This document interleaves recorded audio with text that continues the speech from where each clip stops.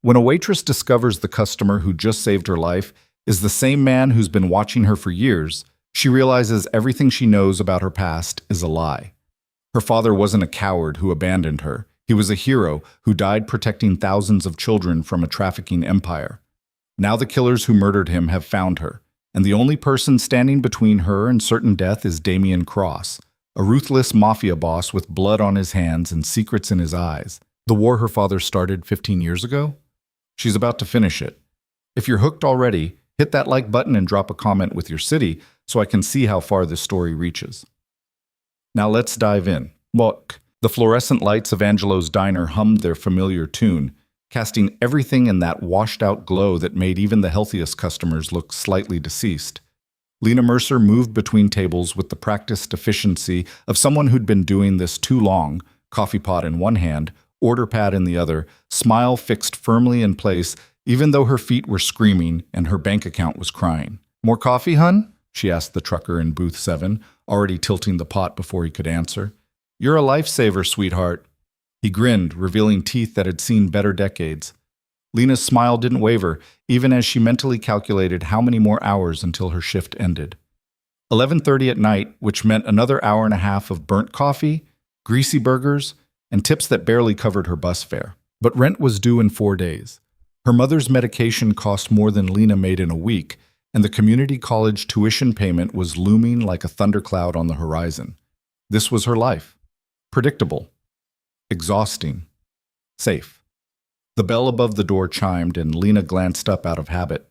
The man who walked in didn't belong here. That was her first thought. Angelo's attracted a specific clientele: truckers, night shift workers, insomniacs, and the occasional drunk looking for somewhere warm to sit. This man wore a suit that probably cost more than Lena's monthly rent. Charcoal gray with subtle pinstripes, perfectly tailored to broad shoulders and a lean frame. His shoes were leather, polished to a mirror shine, somehow spotless despite Baltimore's perpetually dirty streets.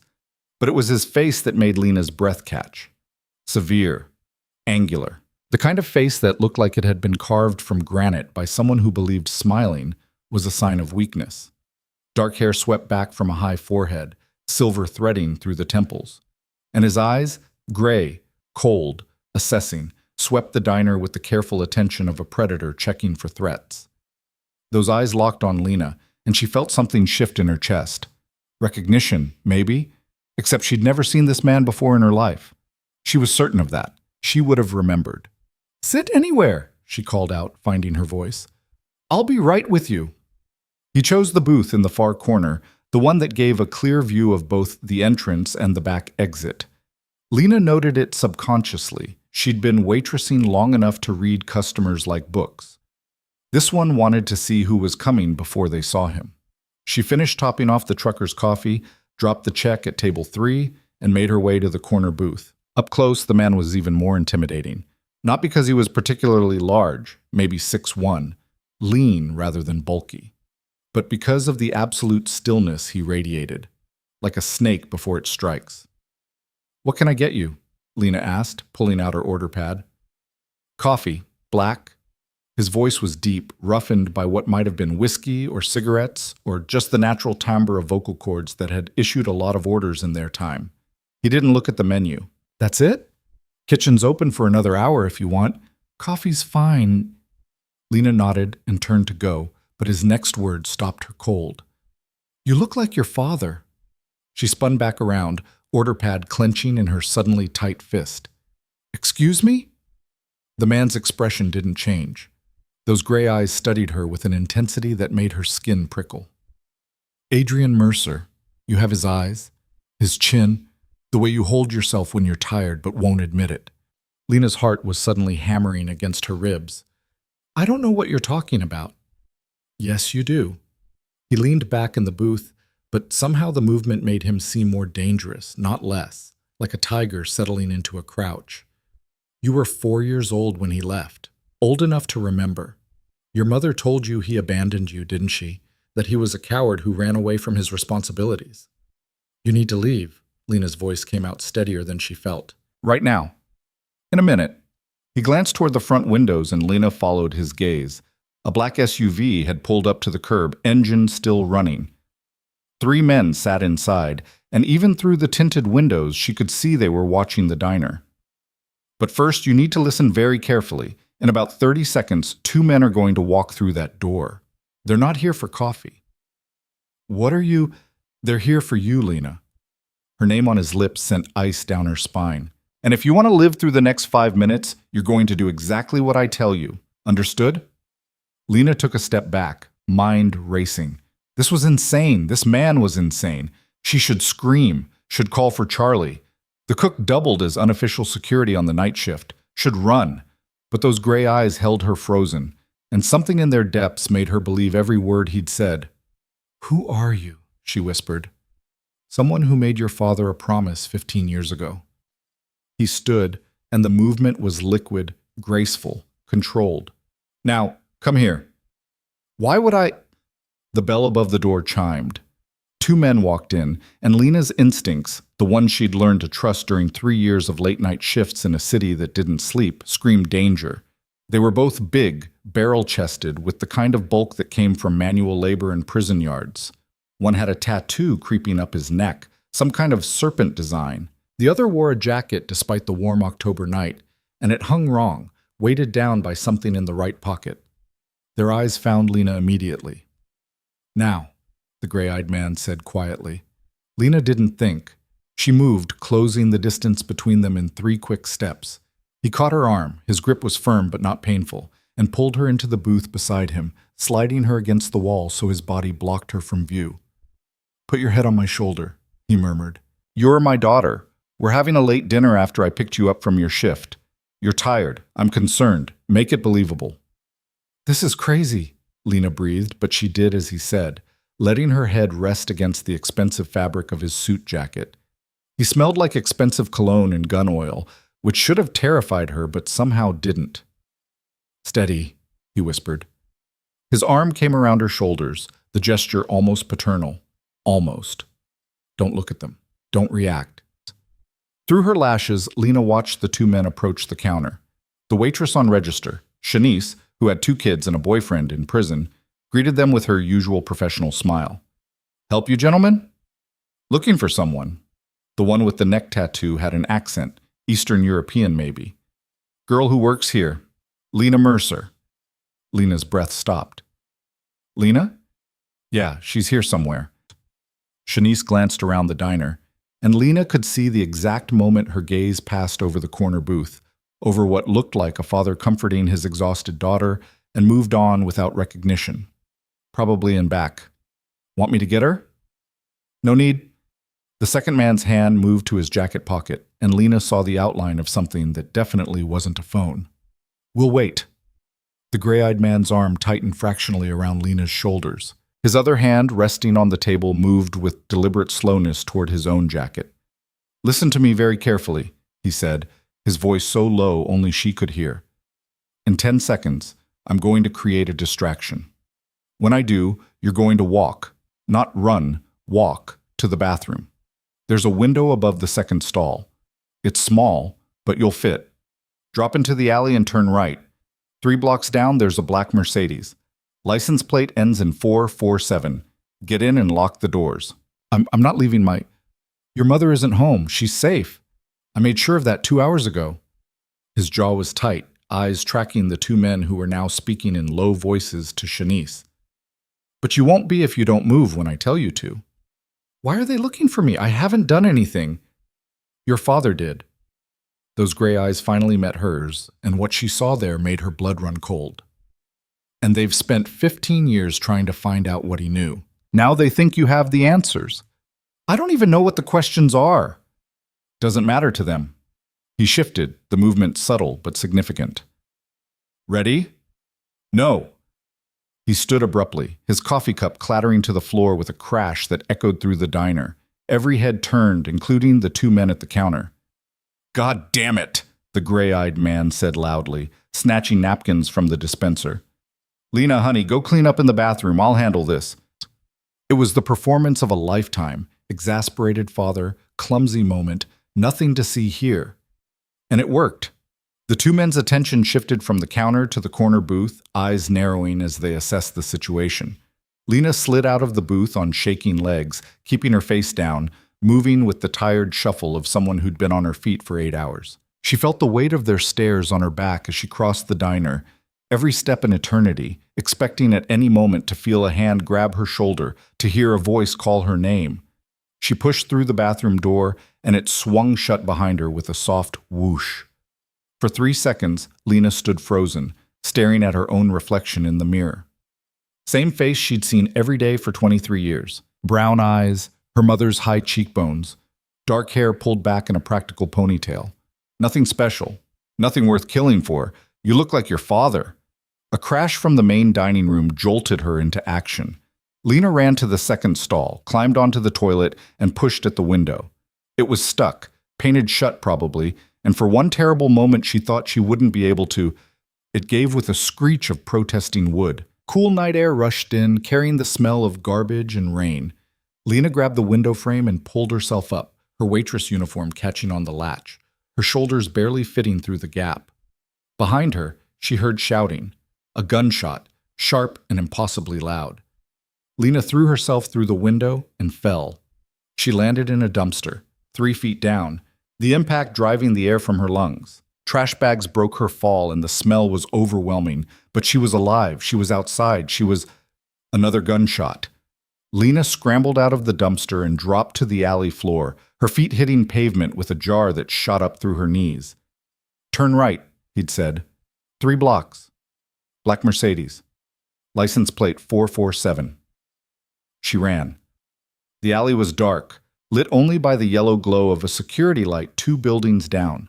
Lena's footsteps echoed off the brick walls, too loud, too obvious. Her breath came in ragged gasps, her heart hammering so hard she could feel it in her throat. Behind her, the bathroom window framed a rectangle of light. Any second now they would realize she was gone. They would come after her. Lena burst out of the alley onto the street and forced herself to slow to a brisk walk. Running attracted attention. Running made you a target. She'd learned that growing up in this neighborhood, you could walk through anything with your head up and your pace steady. 1 block? Her hands were shaking. 2 blocks. She could hear sirens in the distance growing closer.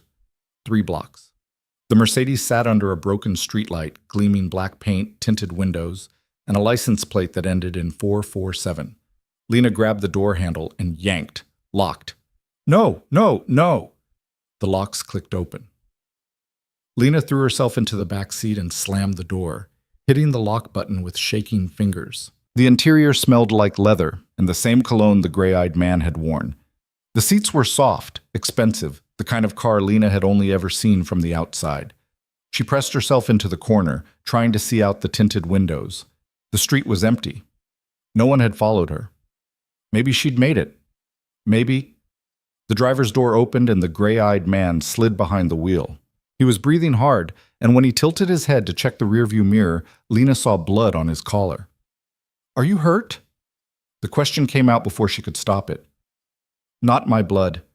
He started the engine, it purred to life with barely a whisper, and pulled away from the curb with practiced ease. Put your seatbelt on. Lena fumbled for the belt, her hands still shaking. What happened? I heard gunshots.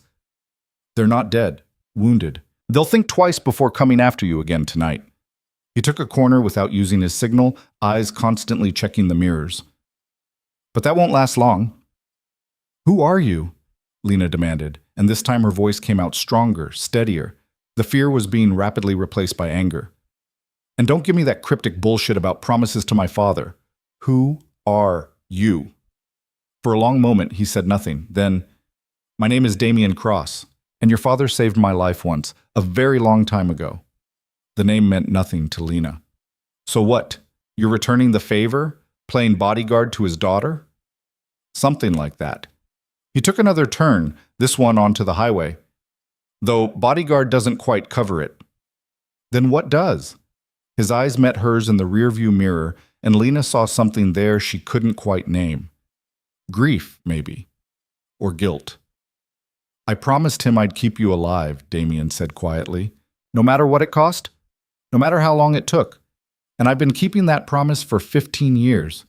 The words settled over Lena like ice water. You've been... what? Watching me? This whole time? Protecting you. There's a difference. No. Lena shook her head, anger flaring hot and bright in her chest. No, you don't get to… Stop the car. Lena, stop the car. She was shouting now, hands clenched into fists. I don't know who you think you are, but I am not some damsel who needs protecting by a man I don't even know. So stop this car right now and let me out. Damien didn't slow down. Can't do that. The hell you can't. Those men who came to the diner? His voice was calm, maddeningly calm. They're professionals. Cartel enforcers, specifically. The tattoo on the tall one's neck? That's the mark of Los Serpientes, one of the most brutal trafficking organizations on the East Coast. They don't give up, they don't forgive, and they sure as hell don't forget. Lena's anger wavered. Trafficking? Human trafficking. Drugs, weapons, whatever turns a profit. Damien merged onto I-95, heading south.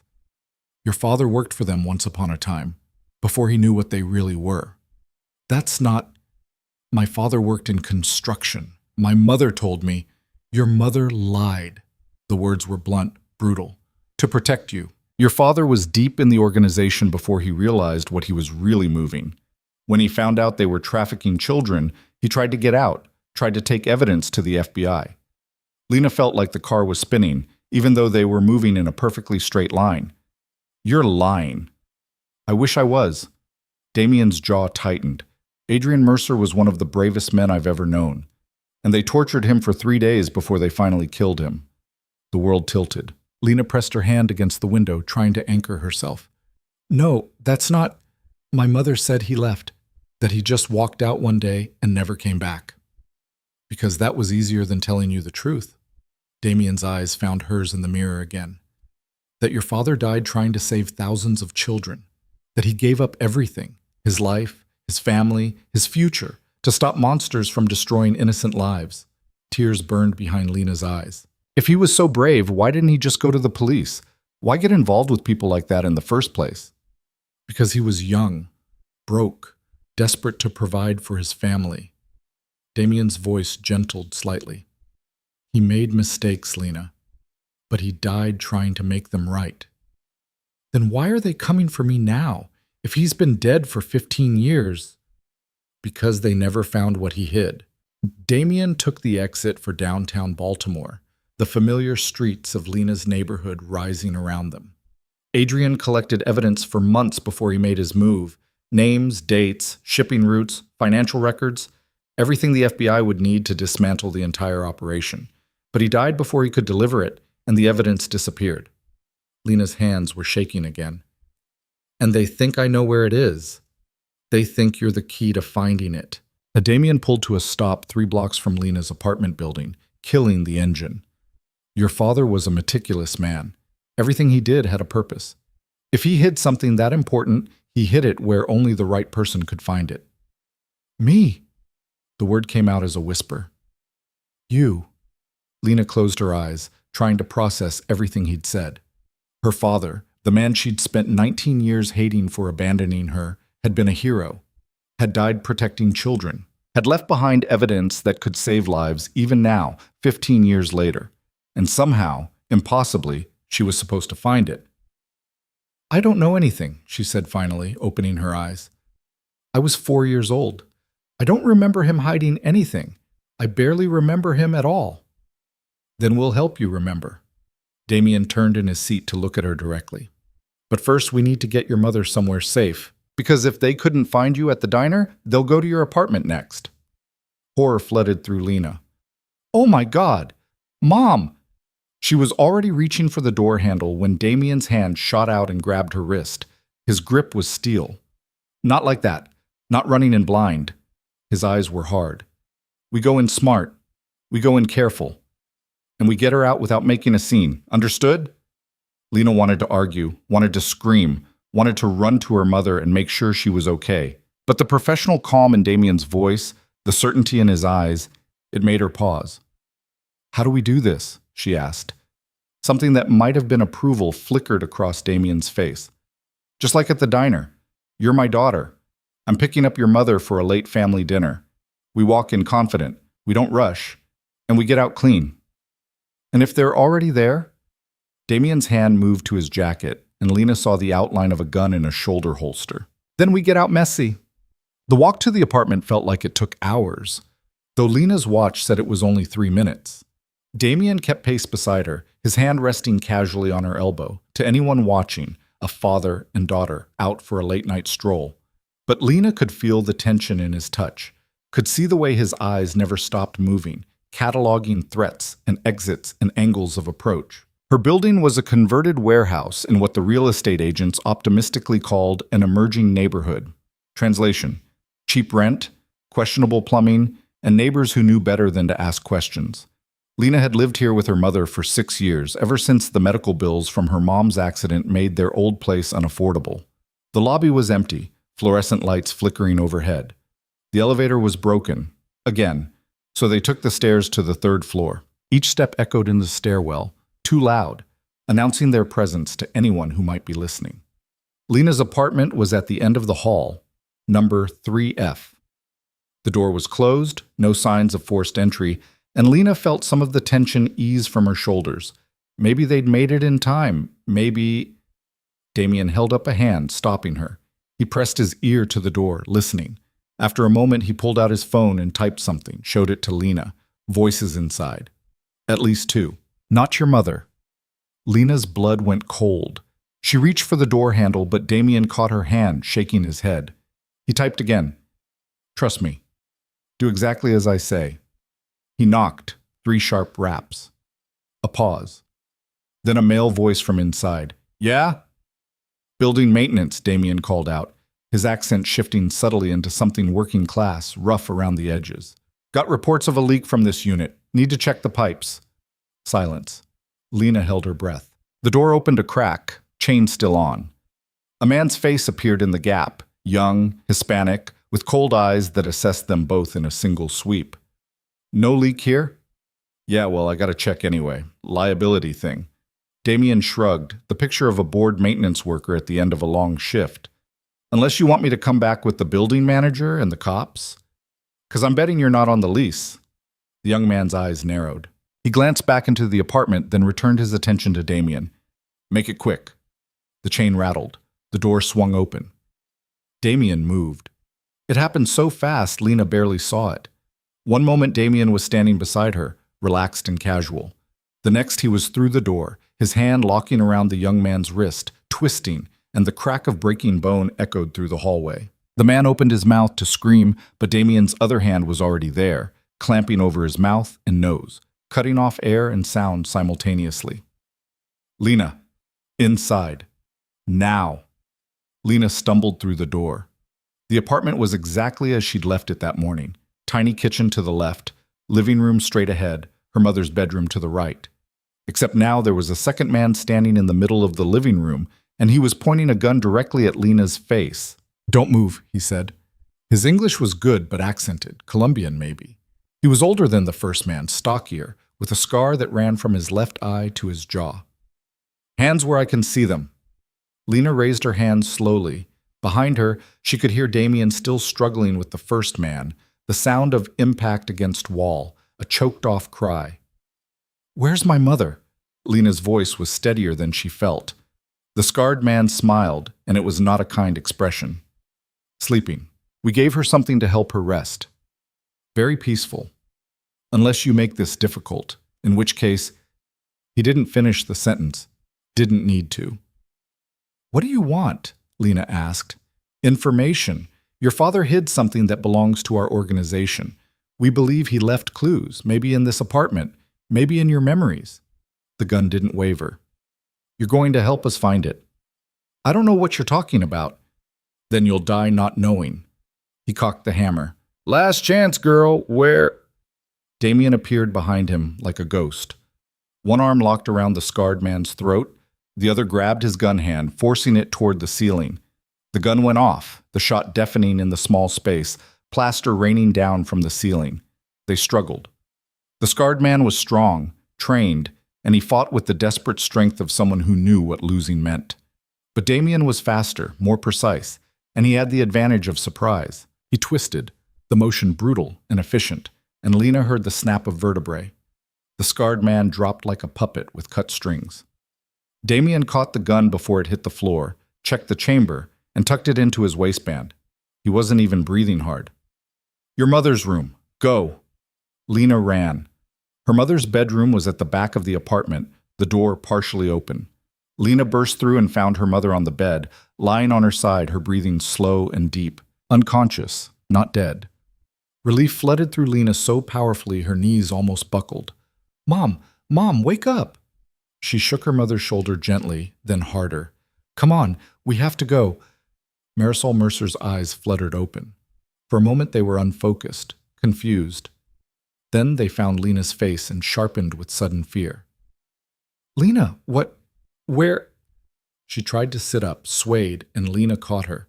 "We don't have time. We have to leave. Now." "I don't understand." Her mother's eyes went to the doorway, where Damien had appeared, gun in hand and blood on his sleeve.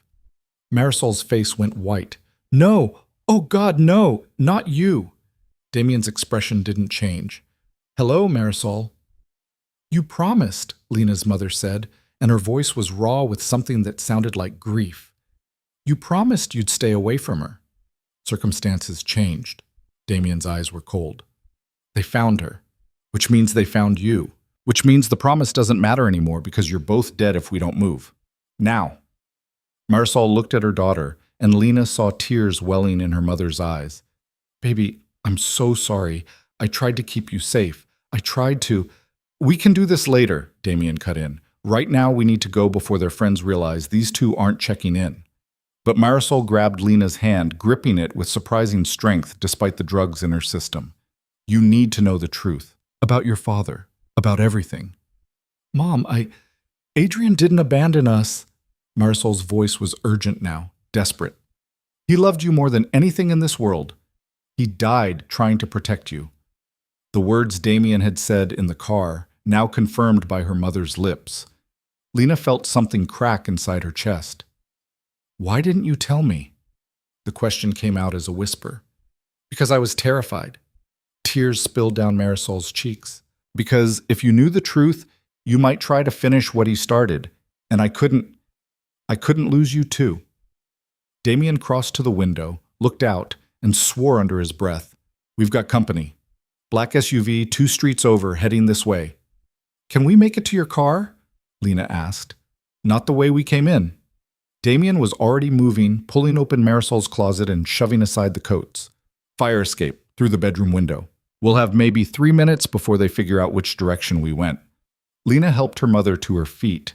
Marisol was unsteady, the drugs still working through her system, but fear and adrenaline were burning through the fog.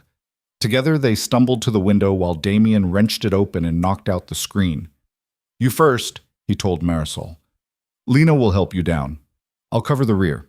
"Where are we going?" Lena's mother asked as Damien helped her through the window onto the rusted metal platform beyond. "Somewhere they won't think to look." Damien's eyes met Lena's over Marisol's head. "Somewhere even I don't want to go."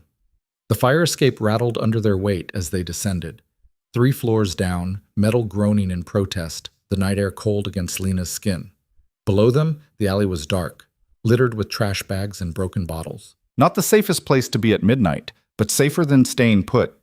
They were halfway down when Lena heard shouting from above. Male voices, angry, coordinating. The apartment window 3 floors up framed silhouettes. "Faster," Damien said, his voice tight. They hit the ground and ran. Marisol stumbled, and Lena caught her, half dragging her mother down the alley. Behind them, the fire escape clanged and rattled as their pursuers followed. Damien turned, raised the gun, and fired 3 shots upward. The sound was deafening, echoing off the buildings. One of the silhouettes jerked backward with a cry. The others ducked for cover. "Move!" Damien was beside them again, one hand on Lena's back, propelling her forward. 2 blocks east, gray sedan, Connecticut plates. They burst out of the alley onto a side street. A few pedestrians scattered at the sight of them. A man with a gun, 2 women running. But this was Baltimore. People knew better than to get involved. The gray sedan was parked under a dying oak tree, unremarkable except for the high-end security system Lena glimpsed when Damien unlocked it remotely. They piled in, Marisol in the back with Lena, Damien behind the wheel. The engine roared to life. Tires squealed as Damien pulled away from the curb. In the rearview mirror, Lena saw two men emerge from the alley, raising weapons. But they were already too far away, already turning the corner, and then the apartment building disappeared behind them. For several minutes, no one spoke. The only sounds were the engine's hum, the whisper of tires on asphalt, and Marisol's ragged breathing. Finally, Lena's mother broke the silence. "They'll keep coming," she said quietly. "They always do. For 15 years I've been running, hiding, changing our names, moving every time I thought they were getting close. And they always find us eventually." "Not this time." Damien's voice was flat, certain. "This time we end it." "How?" Lena demanded. "You said my father hid evidence. Fine. But I don't know where it is. I don't remember anything from when I was 4 years old. So how exactly are we supposed to end anything?" Damien glanced at Marisol in the rearview mirror. "Tell her." Marisol closed her eyes. "Adrian left a letter with his lawyer. Instructions that it should be given to you on your 25th birthday." Lena's 25th birthday was in 6 weeks. "And you were just going to wait?" Lena's voice was sharp with anger. "Were you ever going to tell me the truth, or were you planning to keep lying until I was trying to protect you?" Marisol's eyes snapped open, fierce and desperate. "Every day you didn't know was another day you were safe, another day you could live a normal life. Was that so wrong?" "Yes," Lena shouted. "Yes, it was wrong, because now people are trying to kill us and I don't even know why, because my entire life has been a lie." "Your life has been the truth your father died to give you," Marisol shot back. "A life free from violence and fear, a life where you could be anything you wanted instead of—" She broke off, pressing her hand to her mouth. "Instead of what?" Lena pressed. "Instead of becoming what he was," Damien said quietly. "What I am." Lena looked at him, really looked at him, taking in the expensive suit now rumpled and bloodstained, the gun in the shoulder holster, the coldness in those gray eyes that spoke of things seen and done that couldn't be taken back. "What are you?" she asked. "Someone who made the wrong choices for the right reasons." Damien took a turn onto the interstate. "Someone who's been trying to atone ever since." "That's not an answer." "It's the only one you're getting tonight." He merged into traffic, just another gray sedan among thousands. "Right now, we need to focus on staying alive long enough to get that letter. Everything else is secondary." "The lawyer who has it," Lena said. "Can we trust him?" "Her," Marisol corrected. "Diana Chen. She was Adrian's friend from law school. And yes, we can trust her, but she's in Philadelphia." "Then that's where we're going." Damien checked the mirrors. "We'll drive tonight, get there by morning. Diana's office opens at 9. We pick up the letter, figure out what Adrian wanted you to know, and we make our move." "What kind of move?" Lena asked. Damien's eyes met hers in the mirror, and what she saw there was cold and absolutely certain. The kind that makes sure these people never threaten your family again. They drove north through the night, leaving Baltimore behind. Lena watched the city lights fade in the rear window, watched the darkness swallow everything familiar. Her apartment, her job, her carefully constructed normal life, all of it gone in the space of a few hours. And in its place, this. A car full of secrets and lies, racing toward a truth that had been buried for 15 years. A truth that men would kill to keep hidden. A truth that her father had died trying to reveal. Lena thought about the gray-eyed man in the driver's seat, the stranger who claimed to have been protecting her since she was 4 years old. Thought about her mother, who'd lived in fear for 15 years rather than tell her daughter the truth. Thought about a father she couldn't remember, who'd apparently loved her enough to give up everything. "Tell me about him," she said finally. "My father. Who was he really?" Marisol was silent for a long moment, then, "He was kind. That's what I remember most. In a world of cruel men doing cruel things, Adrian was kind.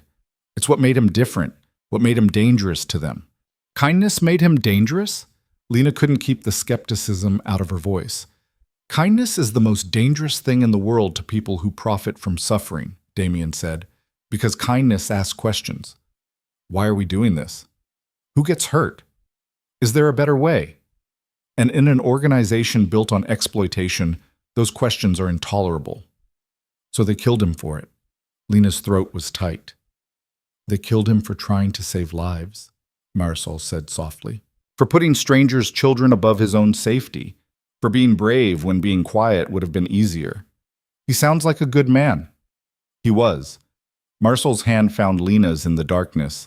And every day I see him in you, in your stubbornness, your refusal to look away when something's wrong, your need to help people even when it costs you. Lena thought about the extra shifts she picked up when Shanice's boyfriend got arrested, the way she always gave a little extra food to the homeless regulars, the community college classes she was taking in social work because she wanted to make a difference. I'm nothing like him, she said. I'm just a waitress trying to make rent. For now, Damien said, but give it time. I've seen what happens when people realize what they're capable of, when they stop accepting the world as it is and start demanding it be better. And what happens? His smile was sharp, dangerous. They become very difficult to kill. The miles rolled by. Somewhere around 2 in the morning, Marisol fell asleep against Lena's shoulder, exhausted by drugs and fear and 15 years of running. Lena let her rest, watching the darkened landscape blur past the window. You said you've been protecting me since I was 4, she said to Damien. How? From a distance, mostly. Surveillance, mostly passive. I made sure your schools were safe, that your neighbors were harmless, that no one got too curious about Marisol Mercer and her daughter. He paused. And when someone did get curious, I made sure they stopped being curious, permanently, if necessary. Lena shivered. How many people have you killed for me? Does it matter? Yes. Damien was quiet for several seconds. Then, fewer than you'd think, more than you'd want to know about. Why? Lena leaned forward. Why keep that promise for 15 years? What did my father do that earned that kind of loyalty? He saved my life. Damien's hands tightened on the steering wheel. I was 19, stupid. Thought I was invincible because I'd survived everything life had thrown at me up to that point. Your father was working for the organization, moving packages, not asking questions. He found me bleeding out in an alley after a deal went bad. Instead of leaving me there or finishing the job, he got me to a hospital. Paid for it himself. Visited me every day until I recovered. And in return, you became, what? His friend? More like his conscience. Damien's smile was bitter. Adrian saw something in me. Potential, maybe, or just stubbornness. He convinced me I could be more than a street kid scrambling for scraps. That I could use my particular talents for something that mattered. And do you, Lena asked, use them for something that matters? I try. Damien glanced at her in the mirror. Most of the time I fail, but I'm still trying. Philadelphia appeared on the horizon as the sky began to lighten, the city's skyline emerging from the pre-dawn gray. Damien navigated through increasingly familiar streets, finally pulling into a parking garage near Rittenhouse Square. Diana's office is 2 blocks from here, he said, killing the engine. We've got 3 hours until she opens. Enough time to get cleaned up, grab some food, and figure out our approach. Marisol stirred, waking slowly. Where are we? Philadelphia, safe for now. Damien opened his door. Let's move.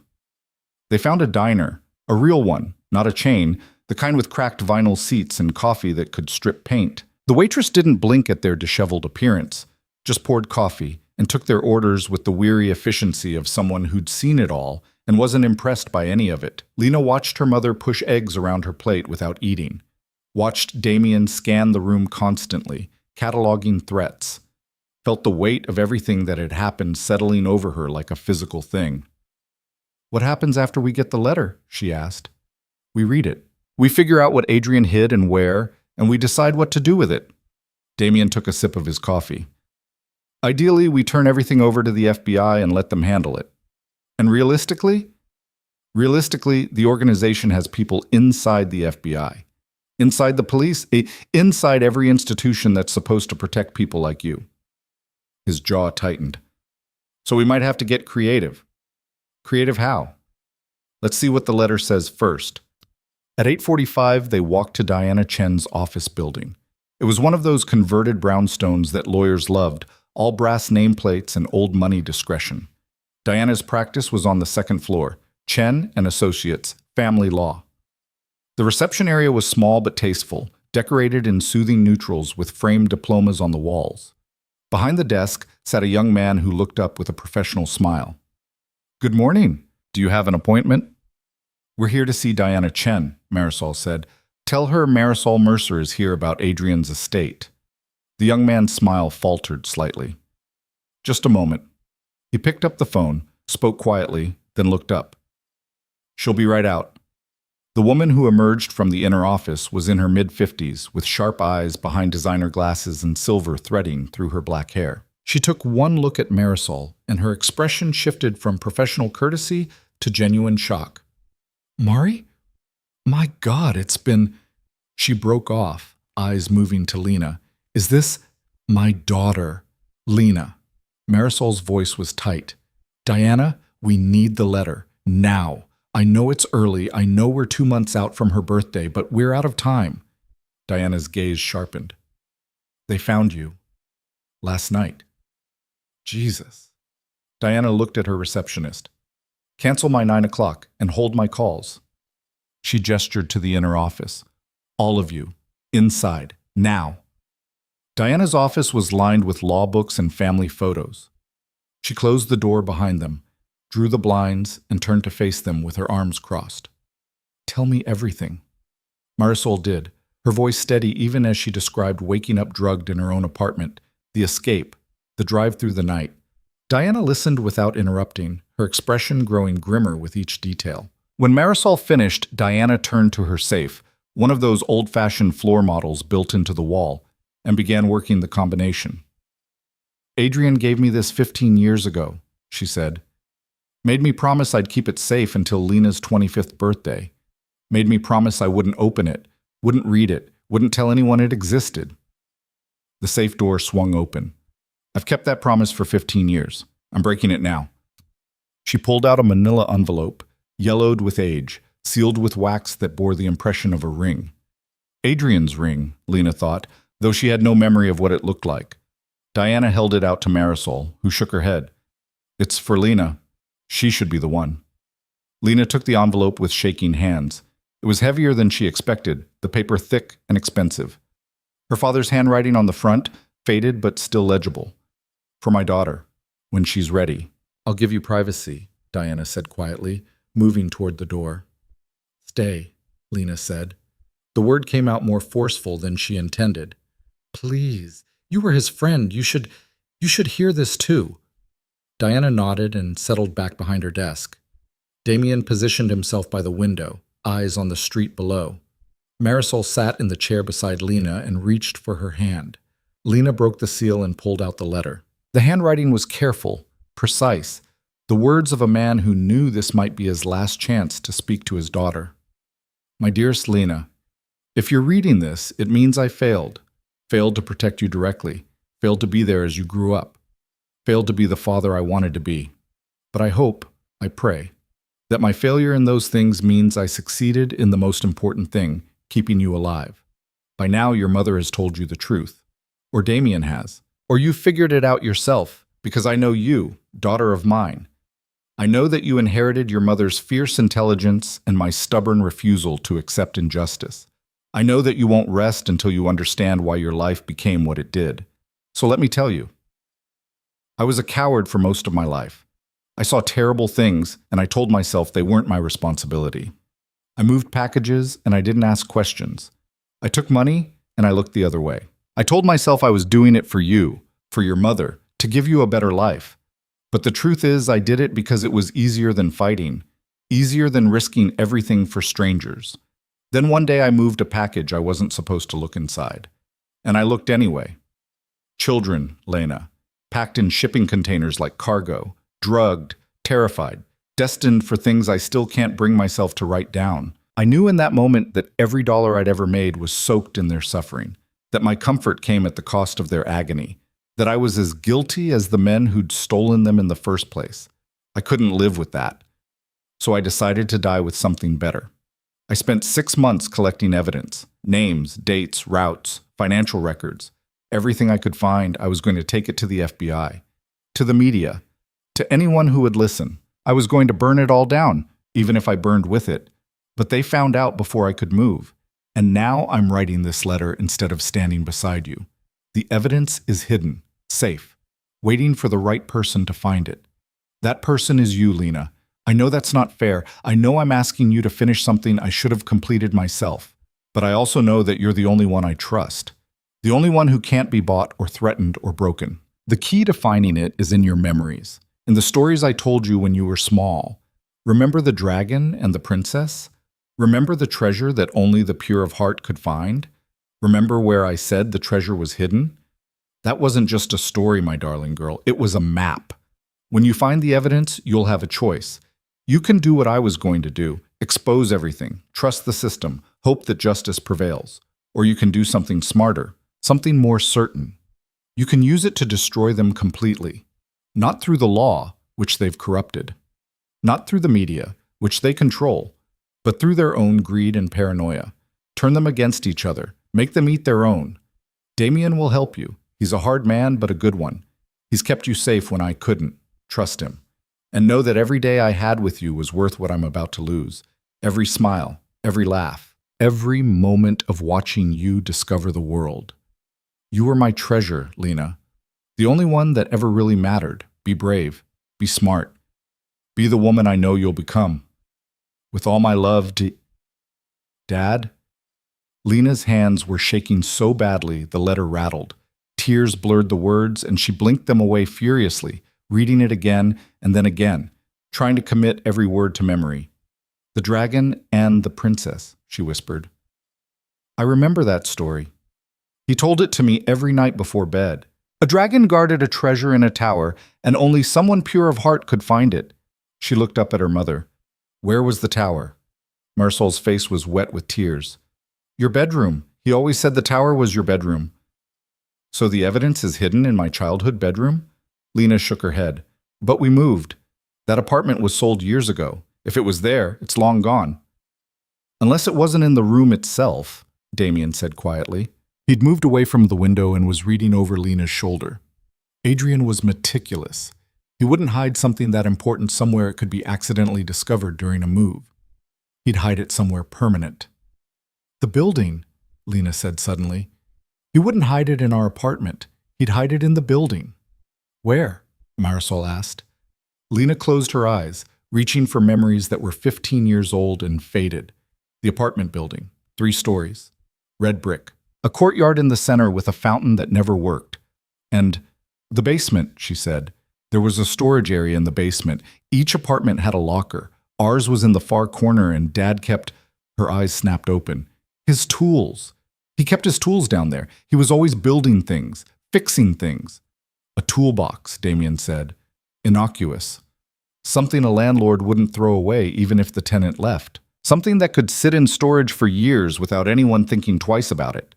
Diana spoke for the first time since Lena started reading. Do you know if the building still exists? It's in West Baltimore, near Lexington Market. Marisol's voice was strained. But that's the heart of their territory. If we go back there, they'll be waiting, Damien finished. They'll have figured out where you used to live. They'll have people watching the building. So we can't go, Marisol said. It's too dangerous. We don't have a choice. Lena folded the letter carefully and tucked it back in the envelope. That evidence is the only leverage we have. Without it, we're running blind. With it, we can end this. You heard what your father wrote. Marisol grabbed Lena's arm. He said you'd have a choice. We can expose them through legal channels, channels they control. Lena pulled free. You said it yourself, Mom. You've been running for 15 years and they always find you. The law didn't protect Dad, it didn't protect us, so maybe it's time to stop relying on a system that's already failed. You sound just like him, Marisol whispered. Good. Lena stood. Because he was right. They need to be stopped. And if I'm the only one who can do it, then that's what I'm going to do. She turned to Damien. She turned to, how do we get into that building without getting killed? Damien studied her for a long moment, and Lena saw something that might have been respect flicker across his face. We go in smart, we go in prepared, and we accept that there's no such thing as a sure thing. Meaning? Meaning there's a very good chance we don't make it out alive. His smile was cold. But at least we'll die trying to make a difference. That's more than most people get. Lena thought about her father, tortured and killed for trying to save children he'd never met. Thought about 15 years of running, hiding, living in fear. Thought about the life she'd built for herself. Small, safe, meaningless in the grand scheme of things. And she thought about the children still trapped in that system, still suffering, still waiting for someone to be brave enough to save them. Then let's make sure we don't die, she said, because I want to see their faces when everything they built comes crashing down. The drive back to Baltimore felt different than the desperate flight north just hours before. Then, they'd been running blind, chased by shadows and fear.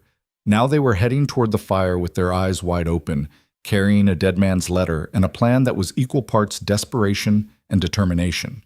Damien had insisted they stop first. Not in Baltimore, too dangerous, too exposed, but in a small town 40 minutes outside the city, the kind of place where strangers were noted but not questioned if they kept to themselves and paid cash. He pulled the gray sedan into the parking lot of a sprawling pawn shop that advertised guns, ammo, survivalist supplies in faded letters across the front. "Stay in the car," he told them, then paused. "Actually, no. Lena, you're with me. Marisol, keep the engine running and the doors locked." Lena's mother started to protest, but Damien cut her off with a look. "If something goes wrong in there, you drive away. You don't wait. You don't come back. You get somewhere public and you call the number I'm about to give you." He scribbled digits on a scrap of paper and handed it to Marisol. "Tell them Damien Cross sent you. They'll keep you safe." "And my daughter?" Marisol's voice was ice. "Will be with me, which means she'll be as safe as I can make her." The two of them locked eyes for a long moment, some conversation happening in the silence that Lena couldn't quite parse.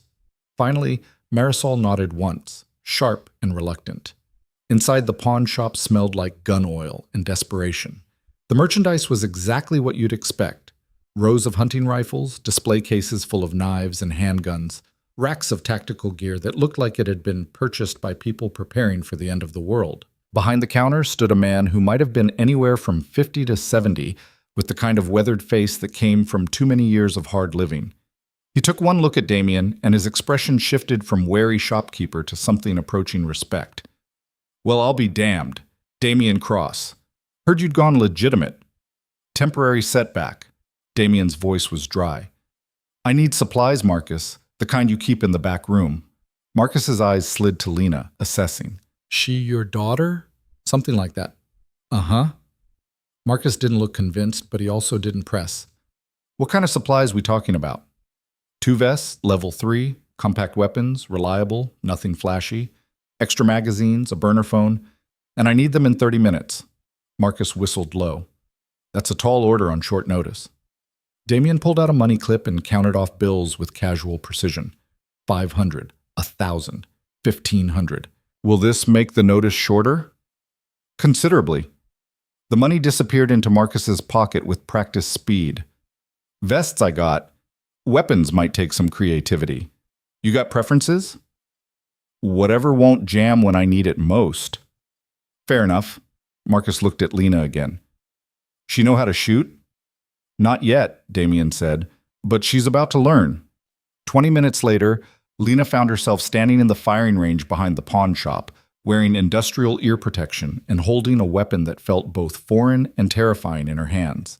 It was smaller than the guns she'd seen in movies, matte black and surprisingly light. "Glock 19, Damien said, his voice muffled by his own ear protection. 9mm, 15 rounds in the magazine, 1 in the chamber if you rack it. Simple, reliable, and hard to screw up. He moved behind her, adjusting her grip. Your dominant hand wraps around the grip. Support handcuffs underneath. Arms extended but not locked.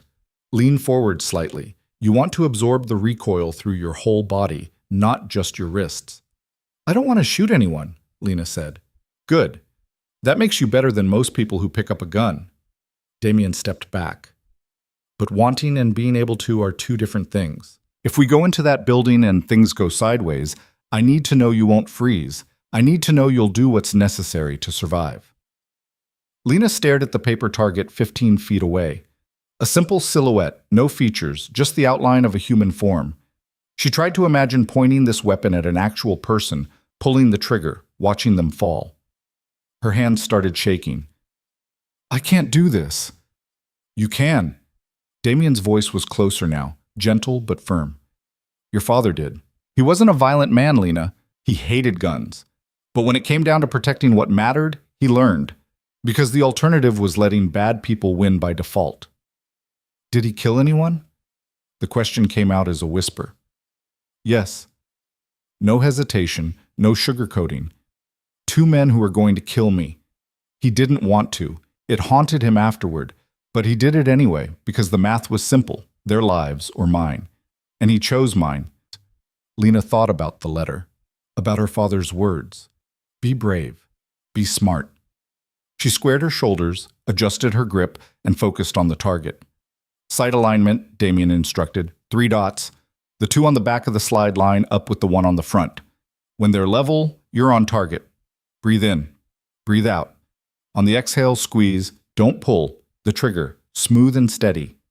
Lena breathed, aimed, squeezed. The gun kicked in her hands, the sound even through the ear protection, a sharp crack that made her flinch. The paper target remained mockingly intact. Again, Damien said. She fired again, and again, and again. By the 15th shot, her hands had stopped shaking, and she'd managed to land 3 rounds somewhere in the vicinity of center mass. Not good, but better than nothing.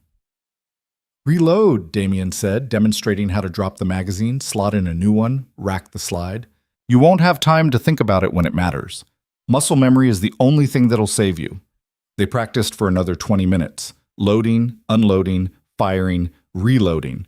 By the time Marcus called them back inside, Lena's arms were sore, and her ears were ringing despite the protection, but she could at least hit the target more often than not. Marcus had laid out their supplies on the counter. 2 bulletproof vests, the kind that looked like they belonged in a war zone rather than a civilian pawn shop. The Glock 19 for Lena, plus something larger and more serious for Damien. A .45 that looked like it could punch holes through car doors. Extra magazines. A burner phone still in its packaging. And inexplicably, a first aid kit that was far more comprehensive than anything sold in drugstores. Just in case, Marcus said, catching Lena's look. Hope you don't need it, but if you do, you'll be glad you have it. Damien transferred everything to a duffel bag, then added one more thing Lena hadn't seen before. A small black device about the size of a deck of cards. Signal jammer, he explained, seeing her confusion. Short range, but it'll kill cell phones and radios within 50 feet. If we need to go dark, this'll buy us time. You planning a war cross? Marcus asked, his tone carefully neutral. Planning to survive one. Damien zipped the bag. If anyone asks, you haven't seen me. Never do. Marcus's smile was brief and sharp. But for what it's worth, whatever you're walking into, watch your 6. Word on the street is Los Serpientes are mobilizing heavy. Something's got them spooked. Good, Damien said. Spooked means sloppy. They returned to the car where Marisol was waiting, her face pale but composed. She took one look at the duffel bag and closed her eyes briefly. I knew a man once, she said quietly. Gentle, kind. A man who fixed things instead of breaking them. I married him, had a child with him, built a life I thought would last forever. Her eyes opened, fixed on Damien. And then people like you came along and turned him into something else, something that got him killed. Mom, Lena started, but Damien held up a hand. You're right, he said simply. We destroyed him, and I'm sorrier for that than you'll ever know. But he chose it, Marisol. Chose to fight instead of walk away. And if you think I'm going to apologize for helping him make that choice, you're going to be disappointed. I don't want apologies. Marisol's voice was hard. I want my daughter to survive. Can you promise me that? No. Damien's honesty was brutal. But I can promise I'll die before I let them take her. The 2 of them stared at each other, and Lena saw the history there. The weight of 15 years of unspoken conversations and mutual grief. Whatever Damien had been to her father, he'd been something to her mother too. Not love. Lena didn't think it was that simple. But connection. Understanding. The bond of people who'd survived the same war. Then I guess that'll have to be enough, Marisol said finally. They spent the rest of the drive planning. The old apartment building was on Fremont Street, a three-story walk-up that had been converted into rental units sometime in the 70s. 12 apartments total, communal basement with storage lockers. According to Marisol, the building had changed hands twice since they'd lived there, but the basic structure remained the same. The basement entrance is around back, Marisol said, pulling up a mental map from memory. There's a service door, usually locked, but the lock was always broken when we lived there. I doubt they've fixed it. They'll be watching the front, Damien said, more to himself than them. Probably have someone inside one of the apartments with eyes on the street. Maybe a vehicle positioned for quick response. So we can't just walk in, Lena said. Not through the front. Damien took an exit that would bring them into Baltimore from the east rather than the north. But that building backs onto an alley. If we come in from the adjacent block through the alley, we might be able to access the basement without triggering their lookouts. Might, Marisol repeated. That's a lot of maybes. It's what we've got. Damien glanced at her in the rearview mirror. Unless you have a better idea. She didn't. They parked 6 blocks away in the lot of a closed grocery store, the kind of urban blight that dotted Baltimore's struggling neighborhoods. Damien distributed the vests, surprisingly heavy, uncomfortable, but undeniably reassuring, and showed Lena how to wear hers under her jacket. It made her movements stiff, constrained, but it also made her feel like maybe, just maybe, she could survive a bullet. The Glock went into her jacket pocket, a solid weight that kept bumping against her hip with each step. Damien carried his .45 in a shoulder holster, plus 2 backup weapons Lena hadn't even known he'd purchased. The first aid kit went into a backpack along with the signal jammer and spare ammunition. Marisol, you're staying with the car, Damien said, and this time it wasn't a suggestion. Like hell I am. You're the only one who knows what Adrian's toolbox looks like. Damien's voice was patient, but immovable. If Lena and I retrieve the wrong thing, we've wasted this trip and possibly gotten ourselves killed for nothing. So you're staying here, engine running, and if we're not back in 30 minutes, you drive to the address I'm about to give you, and you don't look back.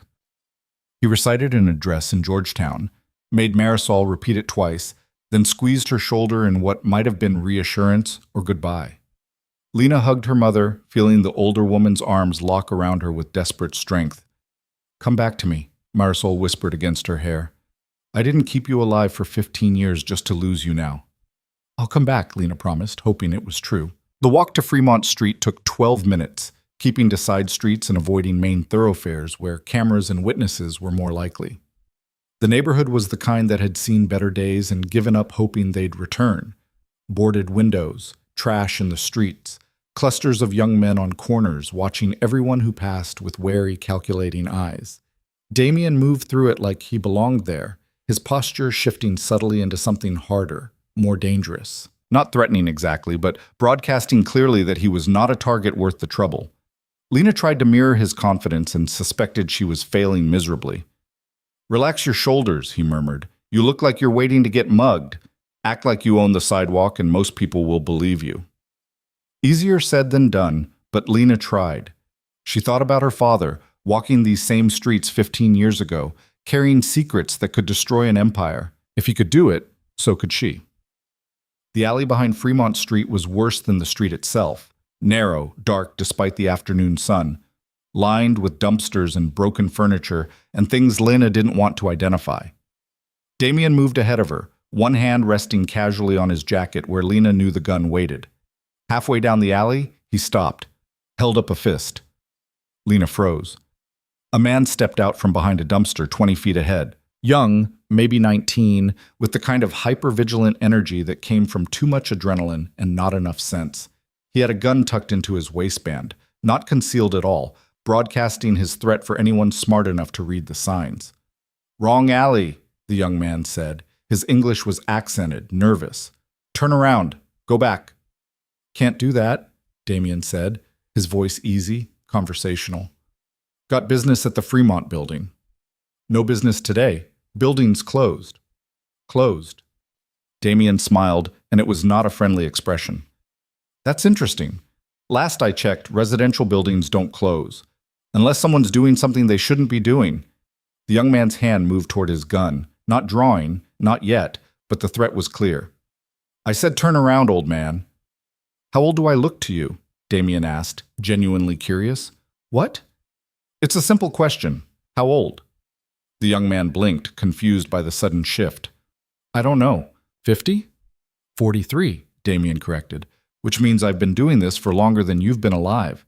And in that time, I've learned something important about young men with guns in alleys. Yeah, what's that? They talk too much. Damien moved. Not fast, not like in movies where everything becomes a blur. Just efficient, economical. The movement of someone who'd done this so many times, the choreography was muscle memory. One step forward, hand snapping out to trap the young man's gun hand, twisting. The kid tried to resist, started to bring his other hand around, but Damien was already inside his guard, elbow to the solar plexus, driving the air from the kid's lungs. A sweep of Damien's leg and the kid went down hard, his gun clattering away into the shadows. The whole thing took maybe 3 seconds. Damien stood over him, his own weapon now drawn and pointed casually at the young man's chest. You're going to stay down. You're going to stay quiet. And in about 20 minutes, you're going to walk away and tell your boss that nobody came through this alley. Can you do that? The kid nodded, eyes wide, gasping for air. Good man. Damien reached into his pocket and pulled out a handful of bills, dropped them on the kid's chest. Hazard pay. Buy yourself something nice. And maybe think about finding a different line of work before someone less friendly than me comes along. They left him there and moved deeper into the alley. Lena's heart was hammering so hard she could hear it in her ears. You didn't kill him, she said. Didn't need to. He's just a kid doing a job. Probably has a family to feed, bills to pay, same as anyone else. Damien's voice was matter of fact. Violence should be a last resort, Lena, not a first option. Your father taught me that.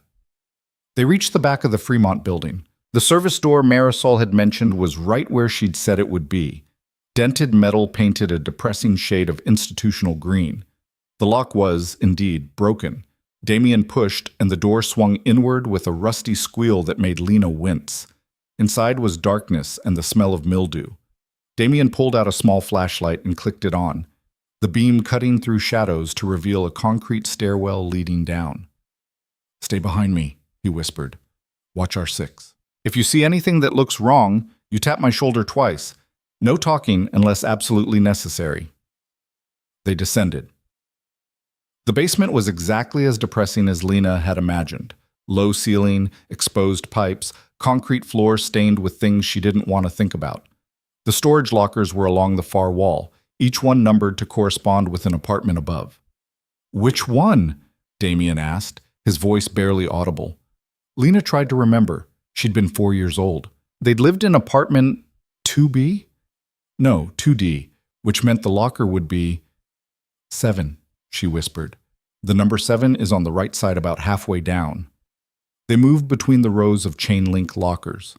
Most were empty or filled with obvious junk. Broken furniture, cardboard boxes sagging with moisture, the detritus of transient lives. Locker 7 was padlocked, the mechanism rusted but still intact. Damien pulled out a set of picks and went to work. It took him less than 30 seconds. The lock clicked open and he eased the gate open, the hinges protesting softly. Inside, exactly as Marisol had promised, was a red metal toolbox. It looked ancient, the kind of thing that belonged in a grandfather's garage, dented and scratched and covered in a fine layer of dust. But when Lena brushed the dust away, she saw what she'd been hoping for, her father's initials, scratched into the metal with something sharp. A M. Adrian Mercer. This is it, she breathed. Damien pulled it out carefully, testing the weight. Heavy, that's good. Means there's something substantial inside. He glanced at Lena. You want to open it now, or wait until we're clear? Before Lena could answer, she heard it. Footsteps. Above them. Multiple sets, moving with purpose. Damien heard it too. His hand went to his gun and he pushed Lena behind him, eyes tracking the ceiling, following the sound. The footsteps were heading toward the basement stairs. They know we're here, he said quietly. How? Doesn't matter. We're about to have company. He thrust the toolbox at her. Take this. Go back the way we came. If I'm not right behind you, you run and you don't stop until you're back at the car. I'm not leaving you. That's not a request. His eyes were hard. Your father gave his life to keep that box safe. Don't waste his sacrifice by dying in a basement because you were too stubborn to run. The footsteps were closer now, descending the stairs. Lena could hear voices, speaking rapid Spanish, the words too fast for her to catch, but the tone unmistakable. They were coordinating, surrounding, preparing. Damien gave her a push toward the back door. Go, now. Lena went. She clutched the toolbox to her chest and ran through the darkness, guided by memory and adrenaline, her feet finding the path more by luck than sight. Behind her, she heard Damien's voice loud and clear. Gentlemen, I think there's been a misunderstanding. A bark of harsh laughter. The only misunderstanding is you thinking you'd walk out of here alive. Stranger things have happened. Lena hit the stairs and took them two at a time. The service door was still open, spilling weak daylight into the stairwell. She burst through it and into the alley, nearly tripping over the young man Damien had knocked down. He was gone now, the money with him, and Lena hoped he'd taken Damien's advice about finding different work. Behind her, a gunshot cracked through the basement. Then another. Then a whole cascade of them, echoing off concrete and metal. Lena wanted to go back, wanted to help, but Damien's words echoed in her mind. Don't waste his sacrifice. She ran. The alley seemed longer now, stretching impossibly ahead of her. The toolbox banged against her ribs with each stride, heavy and awkward, but she didn't dare put it down. She could hear shouting behind her now, footsteps pounding up the stairs, someone yelling orders in Spanish. She burst out of the alley onto the street and nearly collided with a woman pushing a stroller. The woman jumped back with a startled cry, and Lena muttered an apology without stopping. She could see the grocery store parking lot ahead, 6 blocks that might as well have been 6 miles. 4 blocks. Her lungs were burning. 3 blocks. The gun in her pocket kept bouncing, a constant reminder that she was armed, that she could turn and fight if she had to. 2 blocks. She risked a glance over her shoulder and saw them. 2 men, running hard, gaining ground. One of them was shouting into a phone, probably coordinating with others, turning this from a chase into a net. 1 block. Lena saw the gray sedan, saw her mother in the driver's seat, saw the exact moment Marisol spotted her and threw the passenger door open. Get in! Lena dove into the car. The toolbox hit the dashboard and Lena grabbed it before it could bounce into the footwell. Her mother was already accelerating before Lena got the door closed, tires squealing as they shot out of the parking lot. Where's Damien? Marisol demanded, eyes on the rearview mirror. Still in the building. There were men and shooting, and he told me to run. Damn it! Marisol yanked the wheel hard, taking a corner that made the car's suspension groan. He's supposed to be smarter than this. We can't just leave him. We're not leaving him. We're following his plan. Marisol's jaw was tight, which means we get you somewhere safe and we wait for him to make contact, if he can. The horrible implication hung in the air between them. If he can. If he's alive. If they didn't kill him in that basement. Lena clutched the toolbox tighter. The metal was cold through her jacket, solid, real. Inside was everything her father had died to protect. The evidence that could destroy Los Serpientes. The truth that had cost Adrian Mercer his life, and Damien Cross 15 years of his own. She had to believe it was worth it. Had to believe Damien would find a way out. Because the alternative, that he died buying her escape, just like her father before him, was too terrible to contemplate. Marisol drove for 20 minutes, taking a circuitous route through Baltimore's maze of streets, doubling back, checking mirrors, making sure they weren't followed. Finally, she pulled into the parking garage of a hotel in the Inner Harbor, one of those chain establishments that catered to business travelers and tourists. We'll wait here, she said, killing the engine. Give him an hour to make contact. And if he doesn't? Marisol's hands tightened on the steering wheel. Then we open that box, we figure out what Adrian left behind, and we finish this ourselves. They sat in silence, watching the garage entrance, waiting for a phone to ring, or a familiar gray sedan to appear, or some sign that Damien was alive. 15 minutes passed. 20. 30.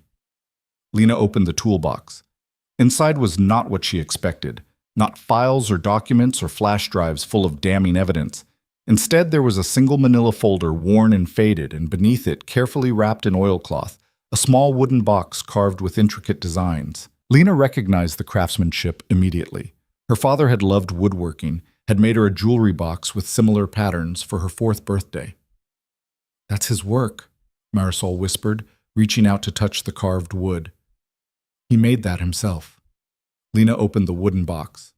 Inside, nestled in black velvet, was a flash drive.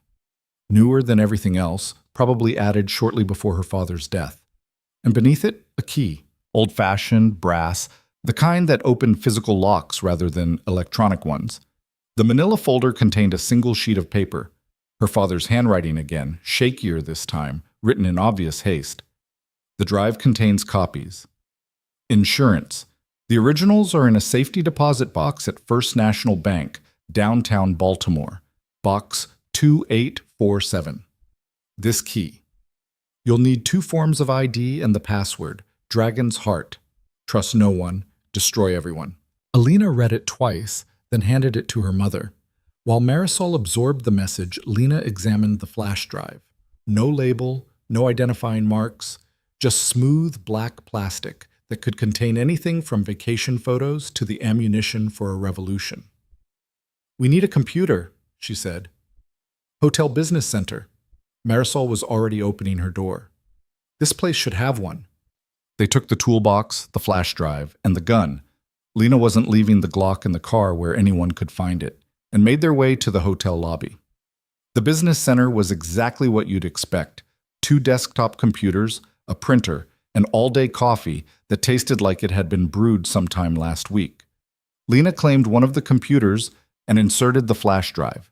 It took a moment to load, and then a window popped up requesting a password. She typed, "Dragon's Heart." The drive unlocked. What opened made Lena's stomach turn.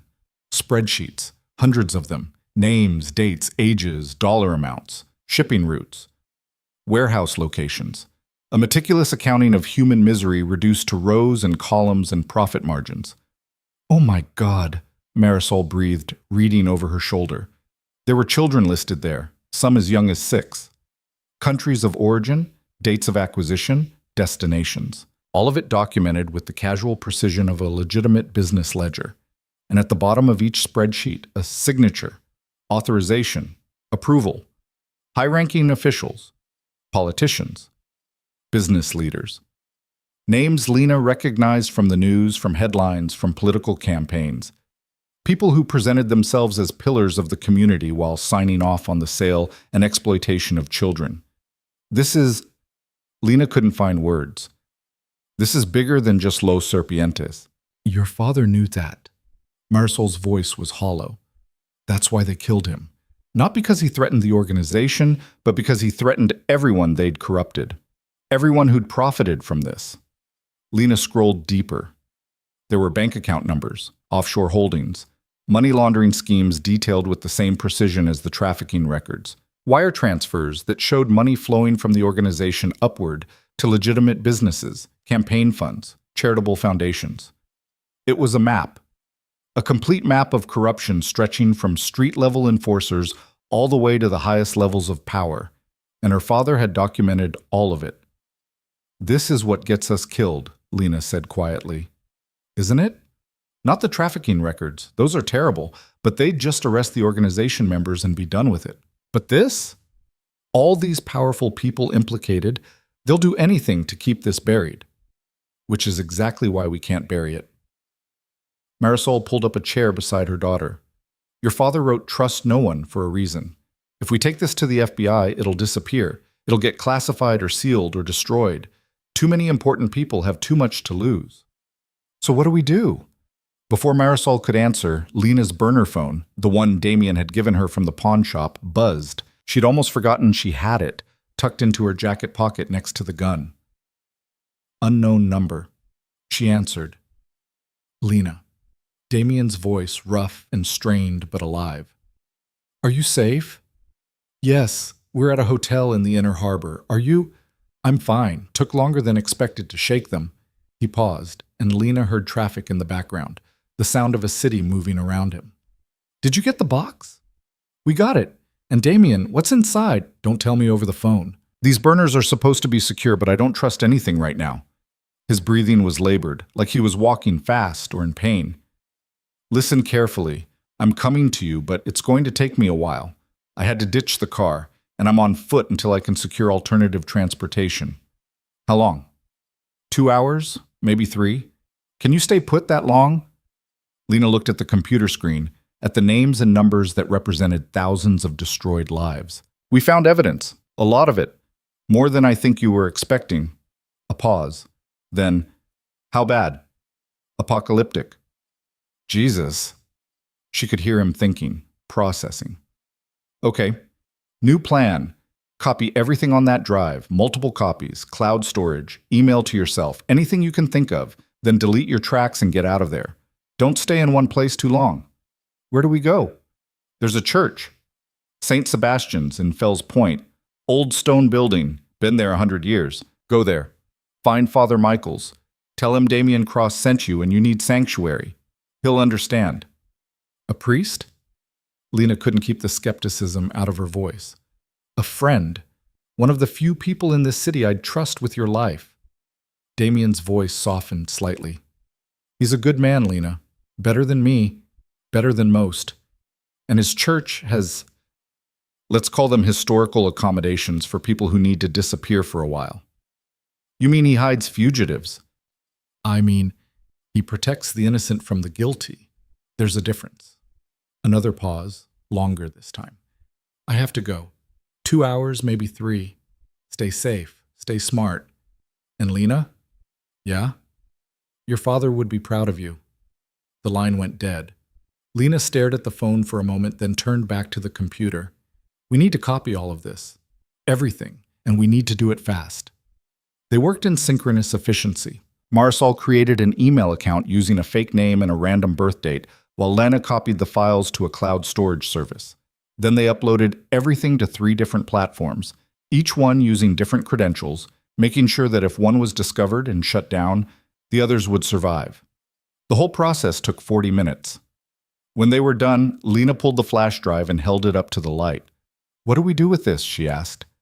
Keep it for now. If we need to prove the digital copies are authentic, we'll need the original. Marisol was already clearing the browser history, wiping their tracks. But we need to assume that anyone who knows we have this will try to take it, which means we need insurance.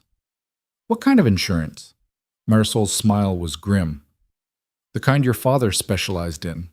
We let them know that if anything happens to us, everything goes public. Automated. Unstoppable. A dead man's switch. They set it up right there in the business center, an automated email system that would trigger if Lena and Marisol both failed to check in within 24 hours. When triggered, it would send the complete files to every major news organization, the FBI, the Department of Justice, and a dozen carefully selected investigative journalists whose names Marisol pulled from memory. How do you know all this? Lena asked, watching her mother configure the system with practiced ease. You think I spent 15 years running without learning a few things? Marisol's fingers flew across the keyboard. I've been preparing for this day since the moment Adrian died, hoping it would never come, knowing it probably would.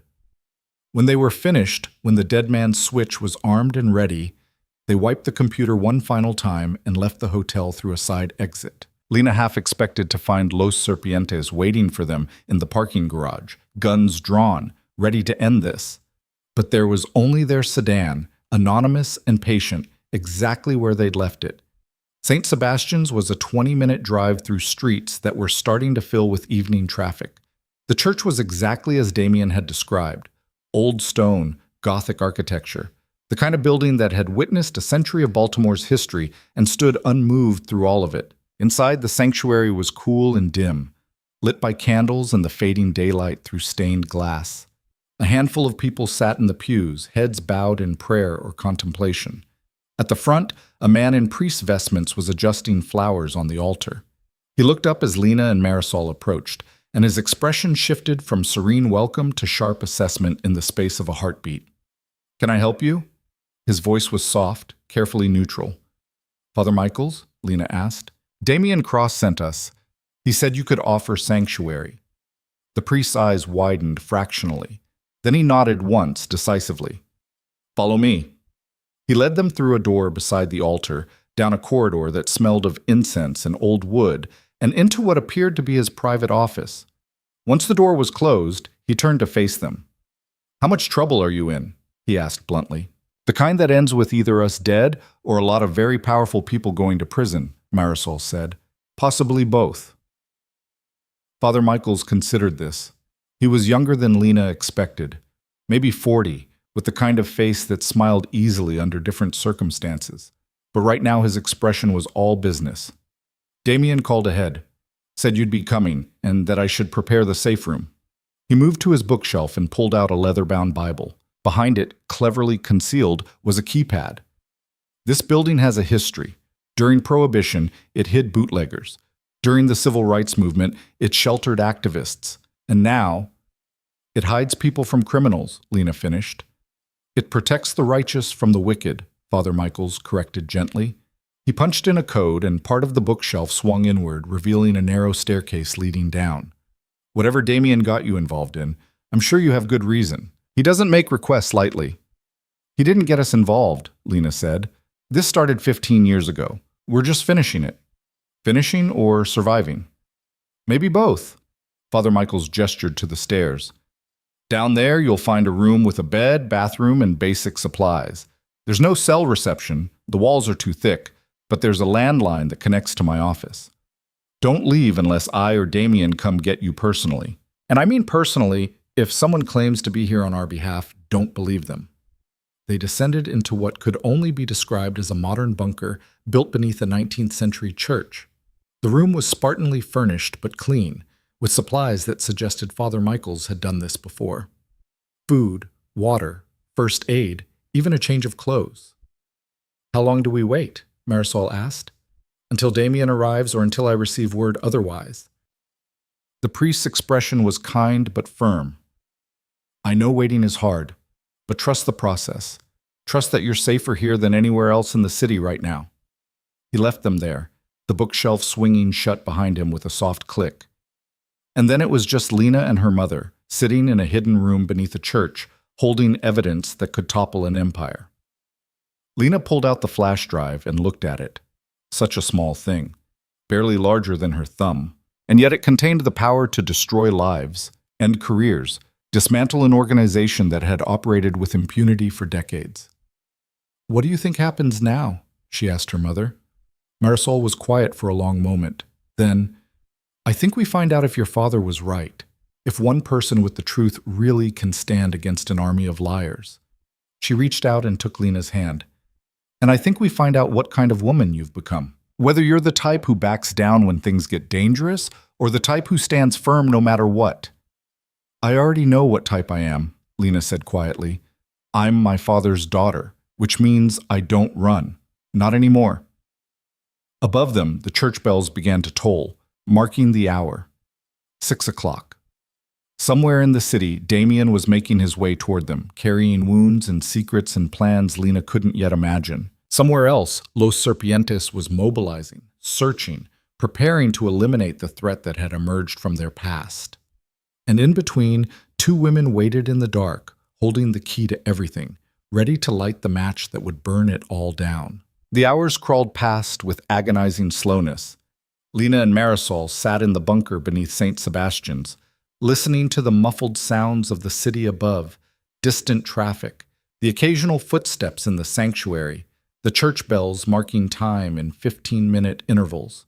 The silence between them was heavy with everything unsaid, 15 years of secrets and lies and survival finally coming to rest. Tell me about him, Lena said finally, breaking the quiet. Not the version you told me when I was a kid. The real version. Who was Adrian Mercer really? Marisol leaned back against the wall, her eyes distant. He was a dreamer. That's what got him into trouble in the first place. He dreamed of giving you a better life than he'd had. Dreamed of being someone who mattered.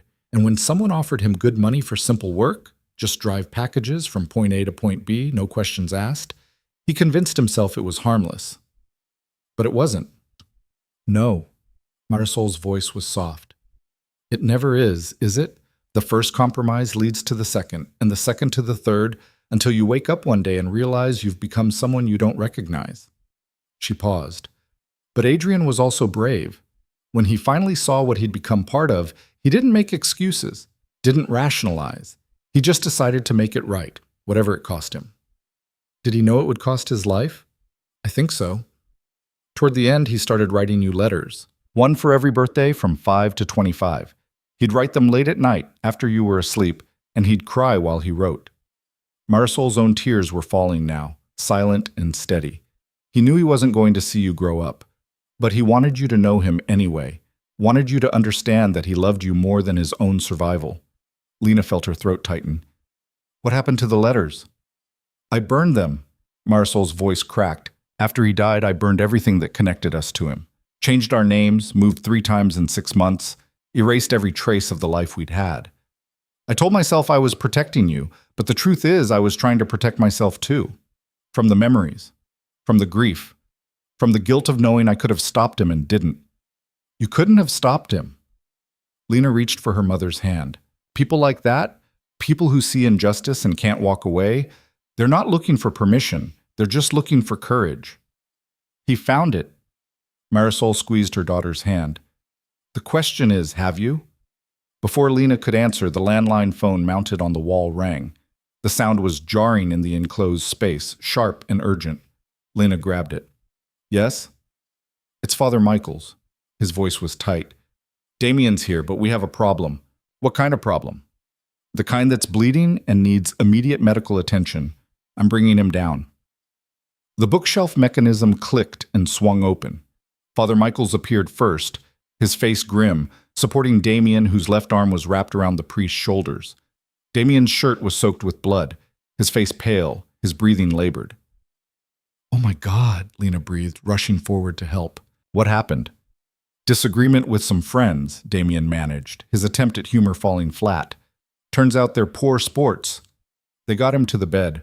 Father Michael's was already pulling supplies from a cabinet Lena hadn't noticed. Bandages, antiseptic, sutures, the kind of medical equipment that suggested this wasn't the first time he'd patched up someone in this room. I need to see the wound, the priest said, helping Damien out of his jacket and shirt. The bulletproof vest underneath had done its job. There was a crater in the Kevlar where a round had impacted, the force enough to crack ribs but not penetrate. But his left side, just below the vest's coverage, showed a different story. A bullet had carved a furrow through his flank, the wound still seeping blood despite the makeshift bandage Damien had applied. Through and through, Father Michaels assessed clinically. That's good. Means we don't have to dig anything out. But you've lost a lot of blood. I've lost more. Damien's eyes found Lena. Did you get the files copied? Yes. Multiple backups, a dead man's switch, everything. She moved closer, watching Father Michaels clean the wound with steady hands. Damien, how bad is it out there?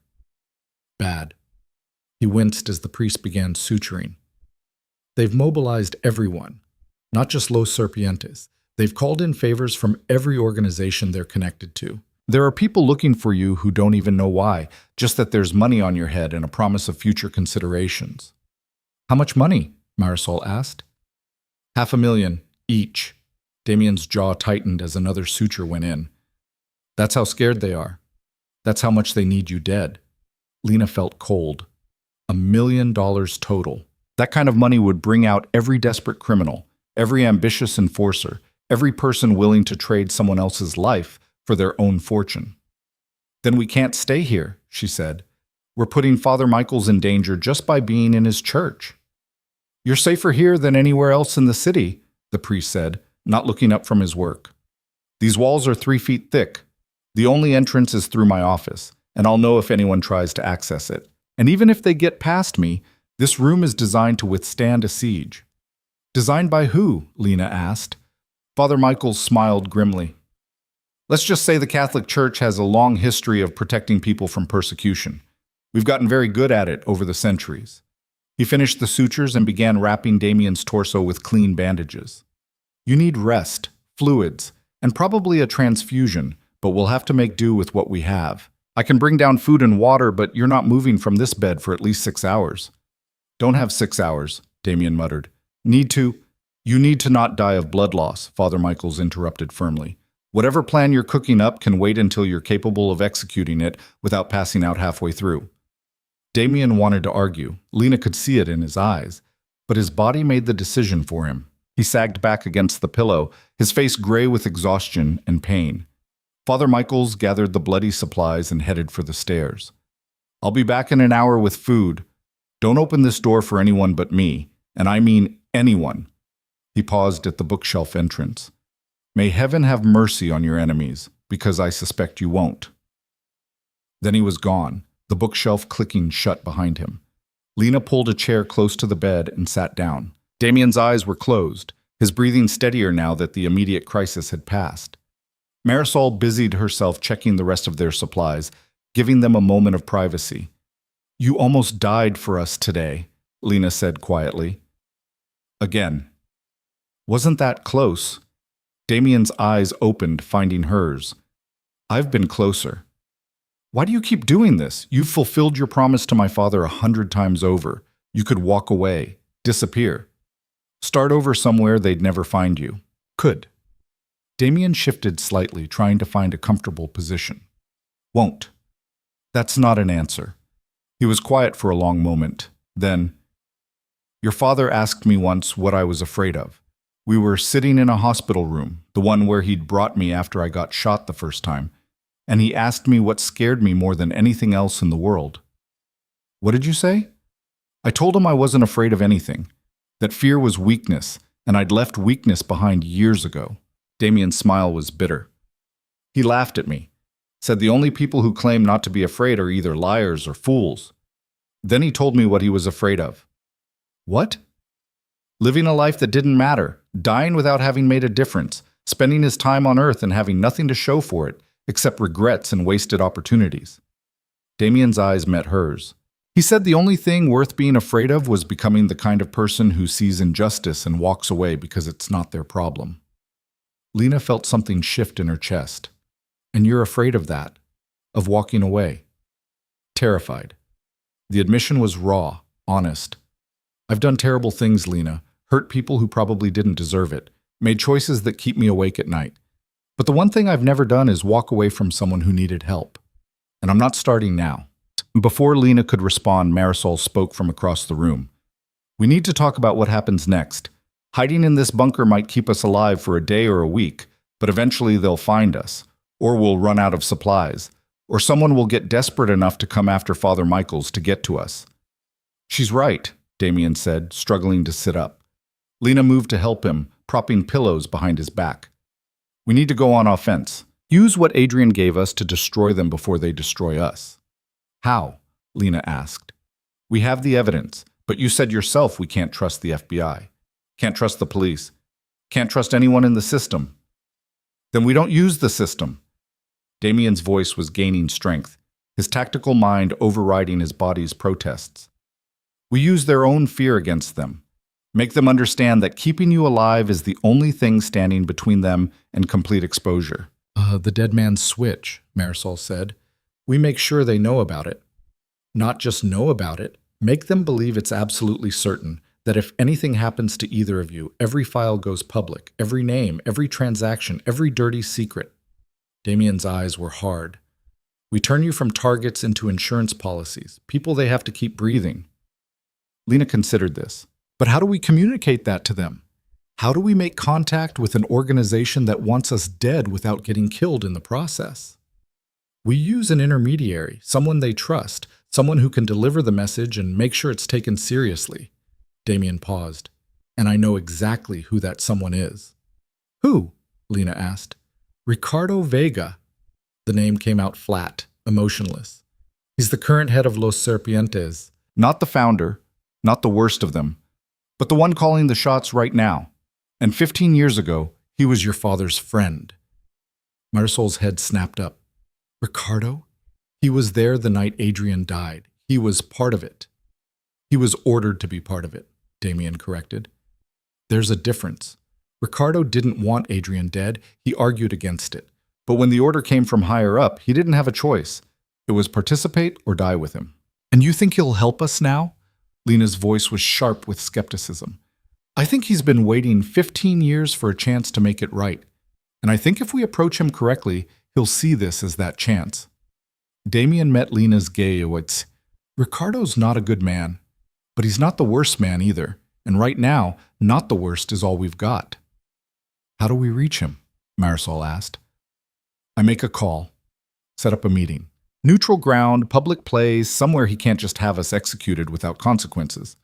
Damien gestured to his phone, which sat on the bedside table. But we need leverage first. We need to show him we're serious. We have the evidence, Lena said. Evidence he doesn't believe exists. For all Ricardo knows, Adrian died before hiding anything. For all he knows, you're bluffing. Damien's smile was sharp. So we prove you're not. We give him a taste, just enough to make him understand what you're holding and what it'll cost him if it goes public. Lena pulled out the flash drive. What if we send him one file? One spreadsheet showing his name, his transactions, his involvement.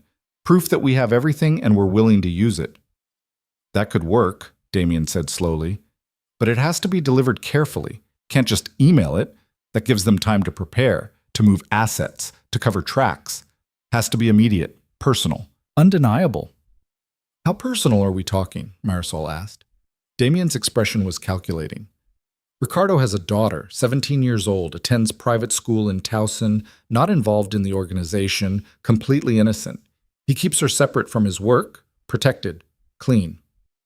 We're not going after a child, Lena said immediately. We're not going after anyone. We're delivering a message. Damien held up a hand before Lena could protest. Not a threat, not violence, just information. We make sure she receives a package. Inside is a single sheet of paper, a printout from the files showing her father's involvement, and a note saying we have thousands more pages just like it, ready to be released unless he agrees to a meeting.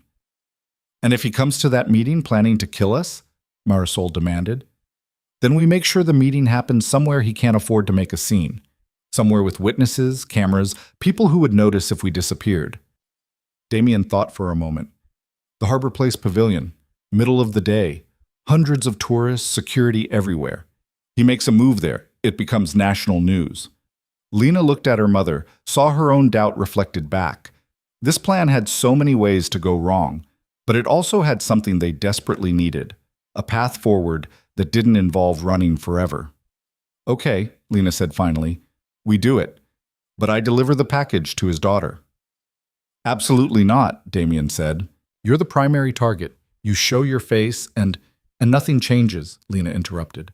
I'm a target whether I hide or not. But if I deliver it personally, if I look his daughter in the eyes and hand her something that could destroy her father, then she tells him that. She tells him I had the chance to hurt her and didn't. That I could have been cruel and chose mercy. That matters. She's right, Marisol said quietly. Ricardo knows what cruelty looks like. He's lived it, done it, ordered it. But mercy? That's something he'll notice. Something that might make him believe we're negotiating in good faith. Damien looked between them, and Lena saw the moment he accepted defeat. Fine, but you don't go alone. I'm with you, even if I have to crawl. You're not crawling anywhere for at least 6 hours, Lena said firmly.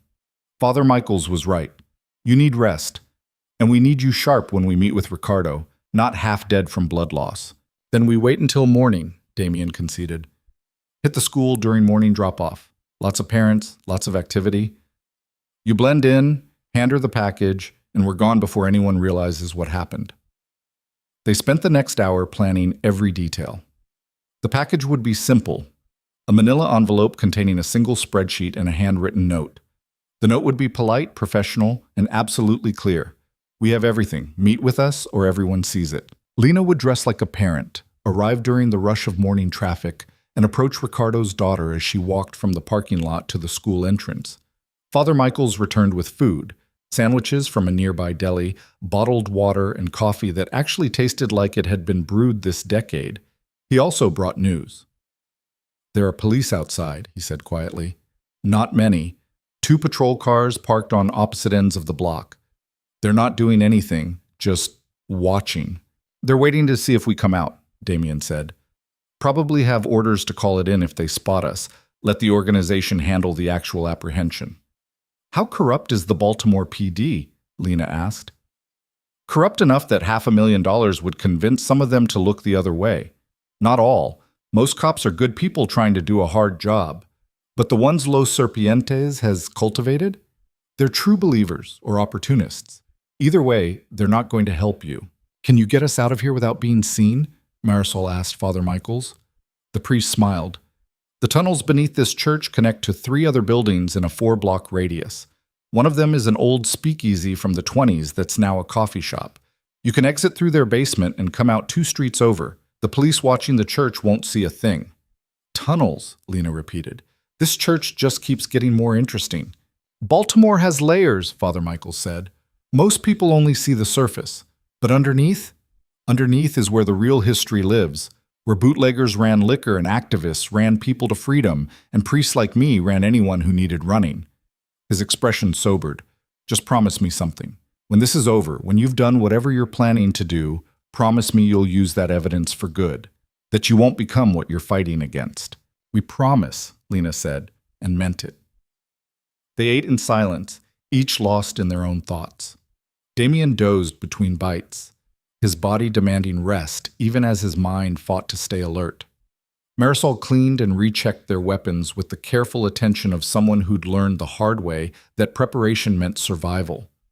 And Lena sat with the flash drive in her palm, feeling its weight, thinking about all the lives contained in its digital memory. Thousands of children, hundreds of officials, decades of corruption and cruelty. All of it reduced to ones and zeros, waiting to be unleashed. Her father had died to collect this, had been tortured, murdered, erased from his daughter's life. And for what? So that 15 years later, Lena could sit in a bunker beneath a church, planning to negotiate with the same people who'd killed him? Second thoughts? Marisol asked softly. 1,000 of them. Lena looked up at her mother. But I keep coming back to what Dad wrote in that letter, that I have a choice. Expose everything through legal channels or destroy them completely. And which choice are you leaning toward?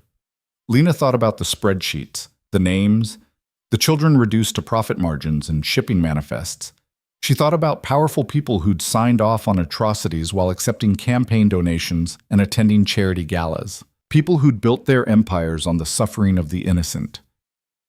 I want them destroyed, she said quietly, not arrested, not given the chance to hire lawyers and make deals and serve minimal time in comfortable prisons. I want them ruined, humiliated, stripped of everything they use their blood money to buy. That's not justice, Marisol said. That's vengeance. Maybe, Lena met her mother's gaze, but sometimes vengeance is the only justice the powerless get, and I'm tired of being powerless. Marisol was quiet for a long moment. Then she reached out and cupped Lena's face in her hands. Your father would understand that. He'd probably even agree with it. But he'd also tell you to be careful, because the line between justice and cruelty is thinner than you think. And once you cross it, you can't uncross it. I know.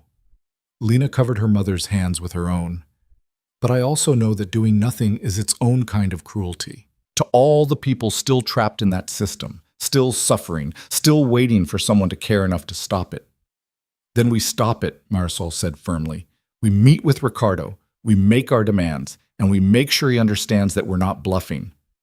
They settled in to wait out the night. Damien slept fitfully, his body trying to heal from blood loss and trauma.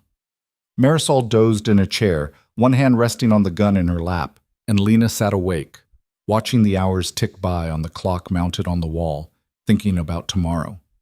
At some point near dawn, she must have fallen asleep, because she woke to Father Michael's gently shaking her shoulder. It's time, he said quietly. If you're going to reach that school during morning drop-off, you need to leave in the next 30 minutes. Lena sat up, her body stiff from sleeping in a chair. Across the room, Damien was already awake and attempting to stand. He managed it, barely, one hand pressed against his bandaged side. You're not driving, Lena said. Wasn't planning to. Father Michaels has graciously offered to be our chauffeur. Damien tested his weight, grimaced, but stayed upright. I'll stay in the car. You make the delivery. In and out.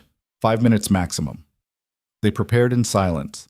Lena changed into clothes Father Michaels had brought, a simple blouse and slacks that made her look like any other parent doing morning drop-off. She pulled her hair back into a neat ponytail, applied minimal makeup from supplies the priest had thoughtfully included.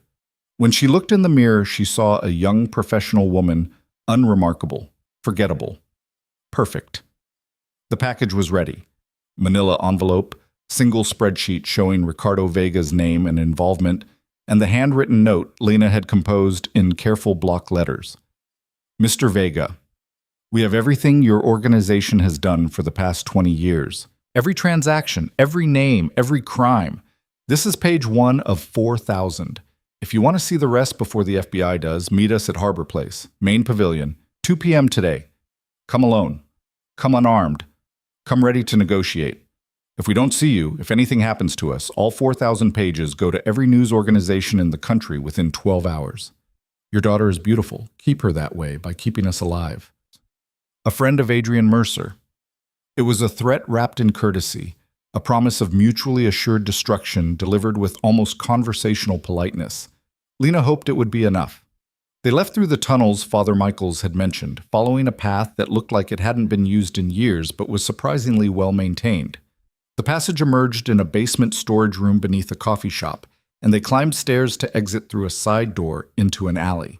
Father Michaels' car was a sensible sedan, the kind priests drove because it was reliable and unremarkable.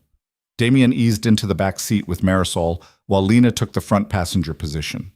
As they pulled out of the alley, Lena glanced back at the church.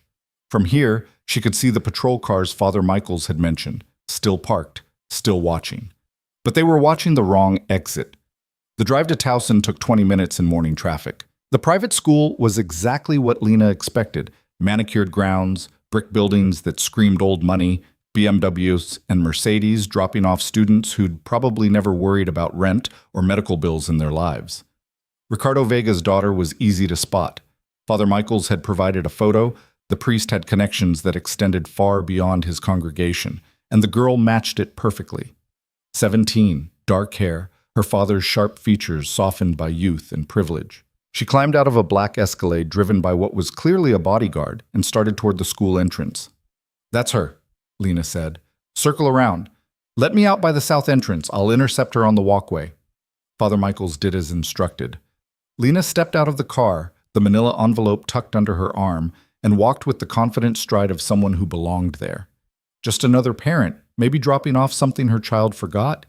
She timed it perfectly. Ricardo's daughter was halfway between the parking lot and the school entrance when Lena intersected her path.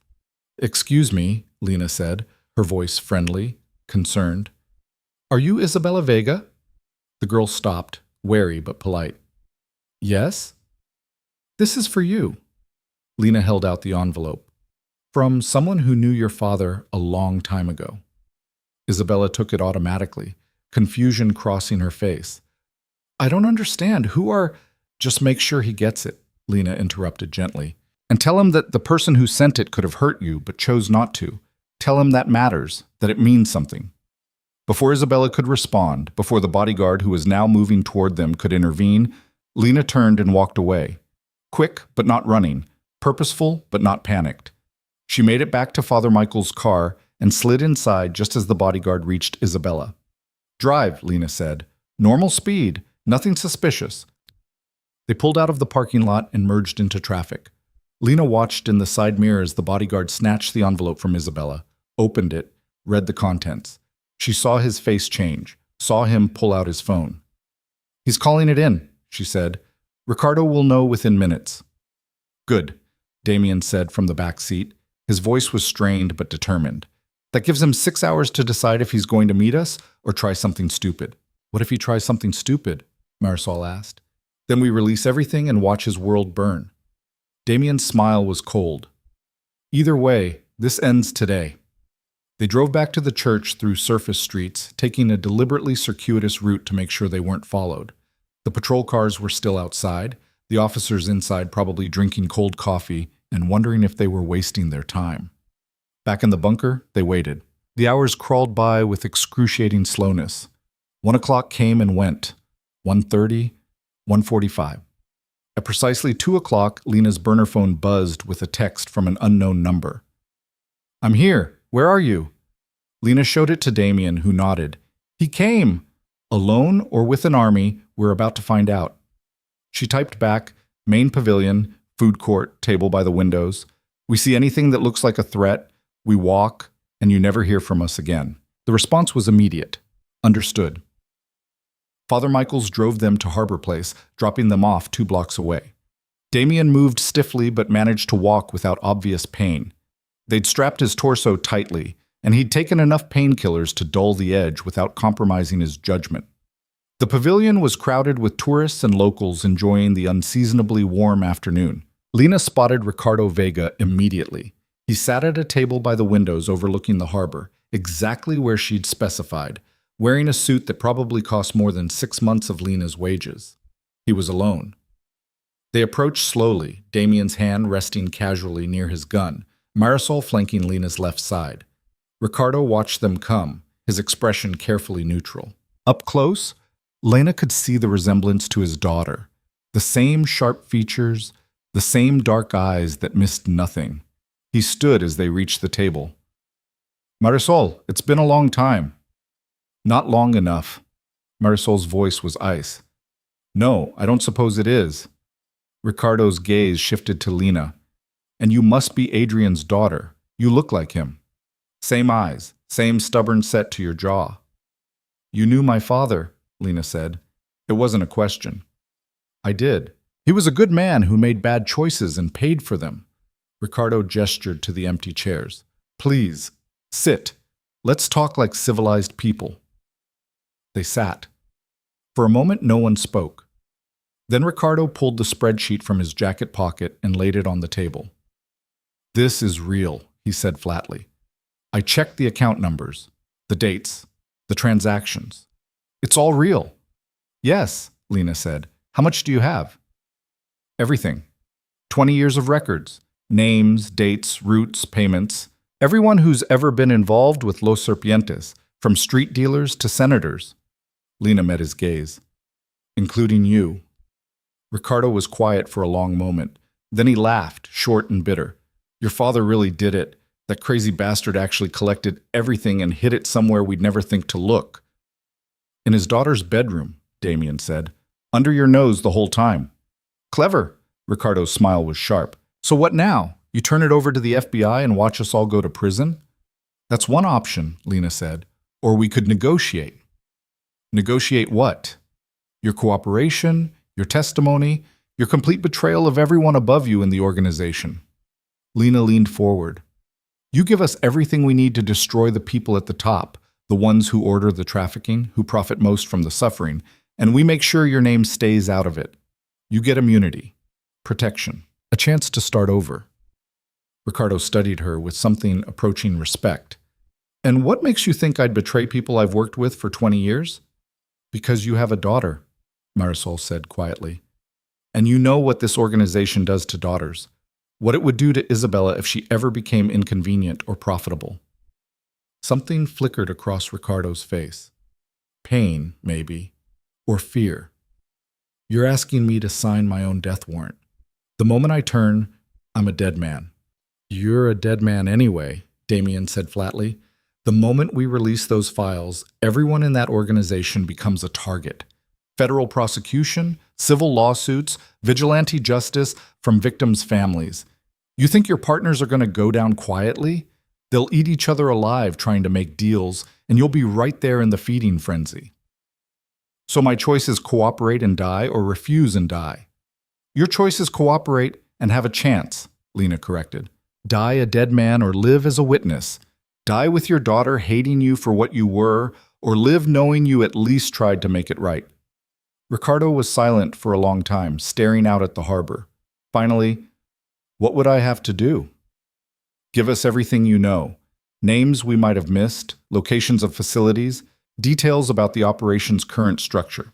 Lena pulled out a small recording device and set it on the table. "Starting right now. Starting with what you know about the night my father died." Ricardo looked at the recorder. At Lena.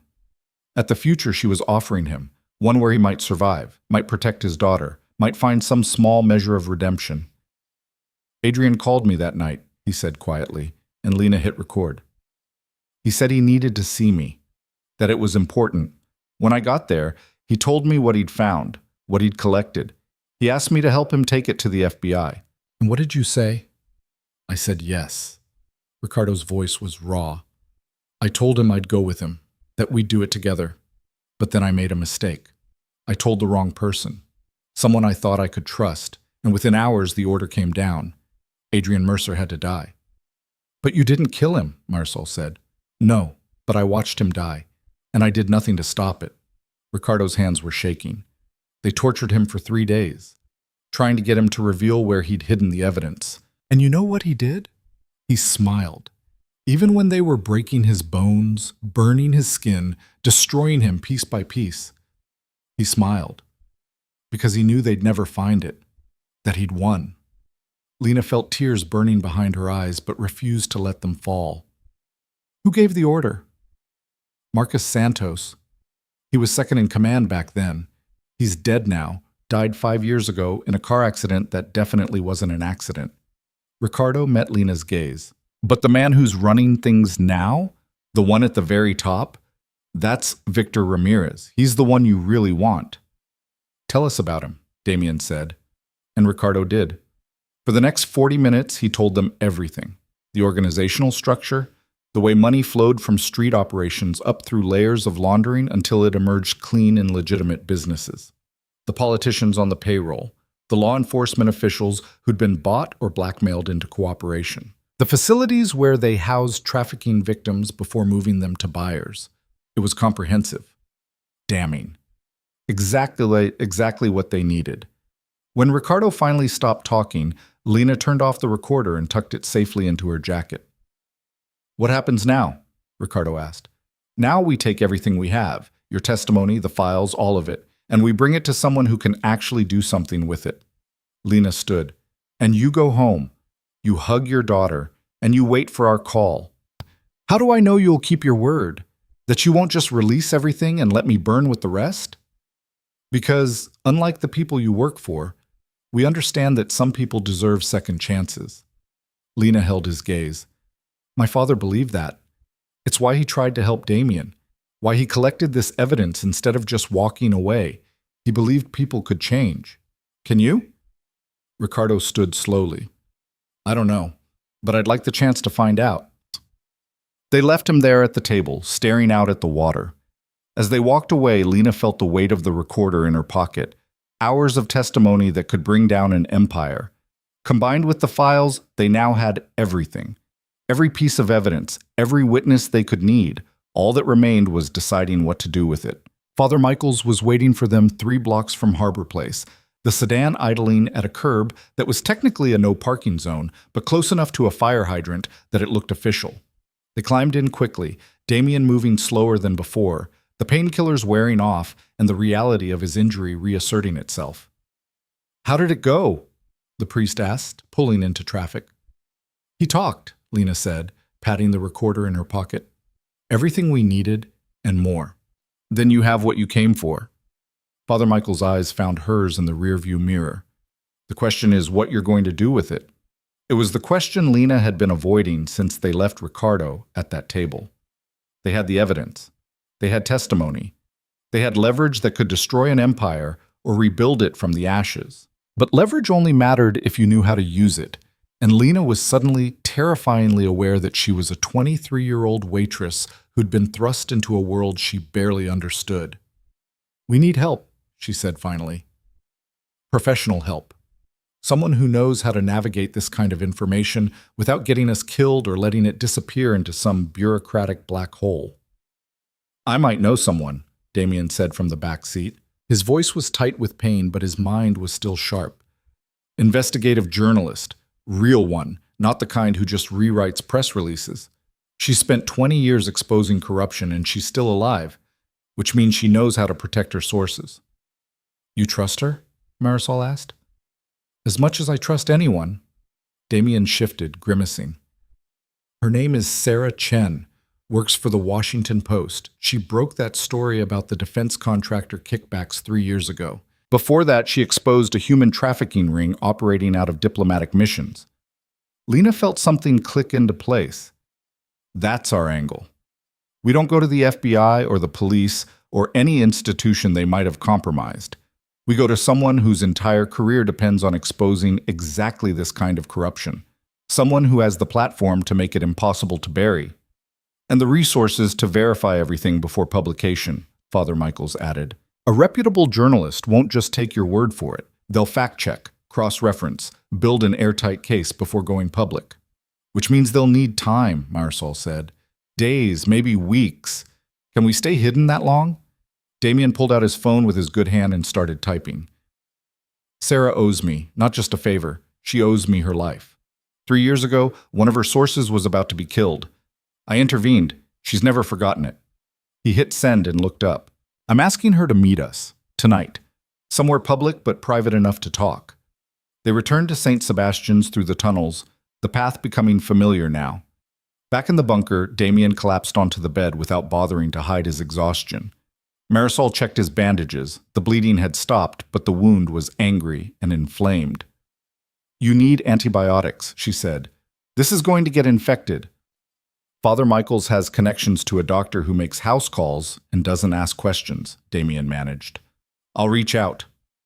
An hour later, the priest returned with an elderly woman carrying a black medical bag that looked like it belonged in a museum. She examined Damien's wound with expert hands, clucking her tongue at the sutures. Battlefield medicine, she muttered. Effective but crude. You're lucky you didn't bleed out. She produced a syringe and a vial of clear liquid. This is going to hurt. Everything hurts, Damien said. What's one more thing?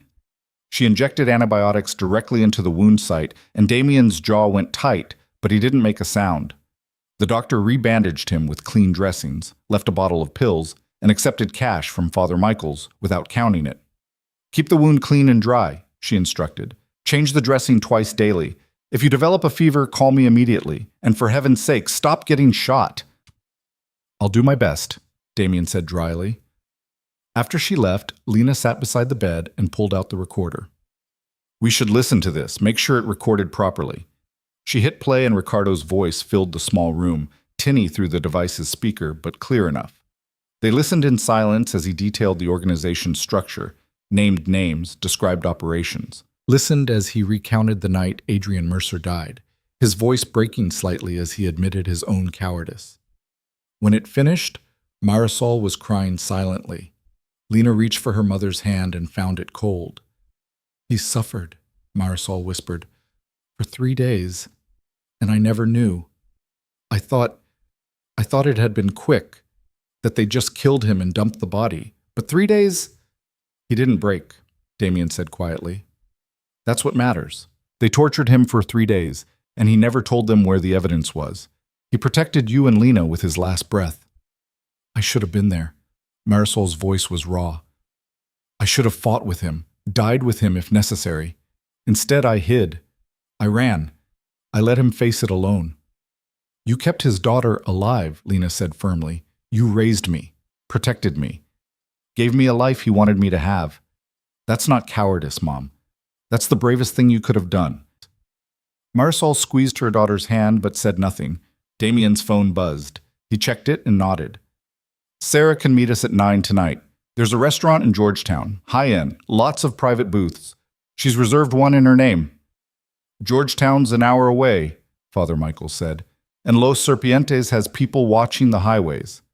Then we don't take the highways? Damien pushed himself upright with visible effort. We take back roads, side routes, make ourselves hard to track. You're not driving anywhere, Lena said. You can barely sit up. I can manage. No, Marisol's voice was final. Father Michaels drives. You navigate. Lena and I keep watch. No arguments. For once, Damien didn't argue. They left at 7:30, giving themselves extra time in case they needed to take evasive action. The sedan's tank was full, and Father Michaels drove with the calm competence of someone who'd made runs like this before. Lena didn't ask how a Catholic priest learned to evade surveillance, but she filed the question away for later. The drive was tense. Every set of headlights in the rearview mirror a potential threat. Every car that followed too long a possible tail.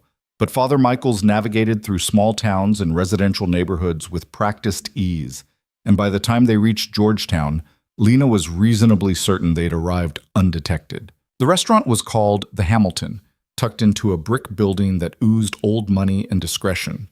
Inside, the lighting was low, the music classical, the clientele the kind of people who made decisions that affected millions without raising their voices, perfect for a clandestine meeting. Sarah Chen was already waiting in the booth Father Michaels had mentioned, partially hidden behind a leather-bound menu. She was younger than Lena expected, maybe 40, with sharp eyes and the kind of professional wardrobe that said she knew exactly how seriously to take herself. When she saw Damien, something flickered across her face. Relief, maybe, or recognition of a shared history. "You look terrible," she said by way of greeting. "You should see the other guys." Damien slid into the booth with a barely suppressed wince. "Sarah Chen, meet Lena Mercer and her mother Marisol. And I believe you already know Father Michaels." Sarah's eyes widened fractionally at the priest's presence, but she recovered quickly. "Father, it's been a while." "Too long," the priest agreed, settling into the booth beside Damien. "How's your mother?" "Still trying to get me to quit journalism and become a doctor." Sarah's smile was brief. "She's going to be very disappointed when she reads my next article." "About that." Damien gestured to Lena. "We need your help. And before you say anything, I need you to understand that what we're about to share with you is going to be the biggest story of your career. It's also going to make you a target." Sarah set down her menu and pulled out a small notebook. "I've been a target before. Talk to me." Lena took a breath and began. She told Sarah everything about her father's work with Los Serpientes, his discovery of the trafficking operation, his decision to collect evidence, about his murder and her mother's 15-year flight, about Damien's protection and the discovery of the hidden files, about Ricardo's testimony and the dead man's switch they'd created. Sarah listened without interrupting, her pen flying across the notebook, capturing every detail. When Lena finished, the journalist sat back and let out a long breath. "You're telling me you have documented evidence of a 20-year trafficking operation involving hundreds of officials at every level of government?"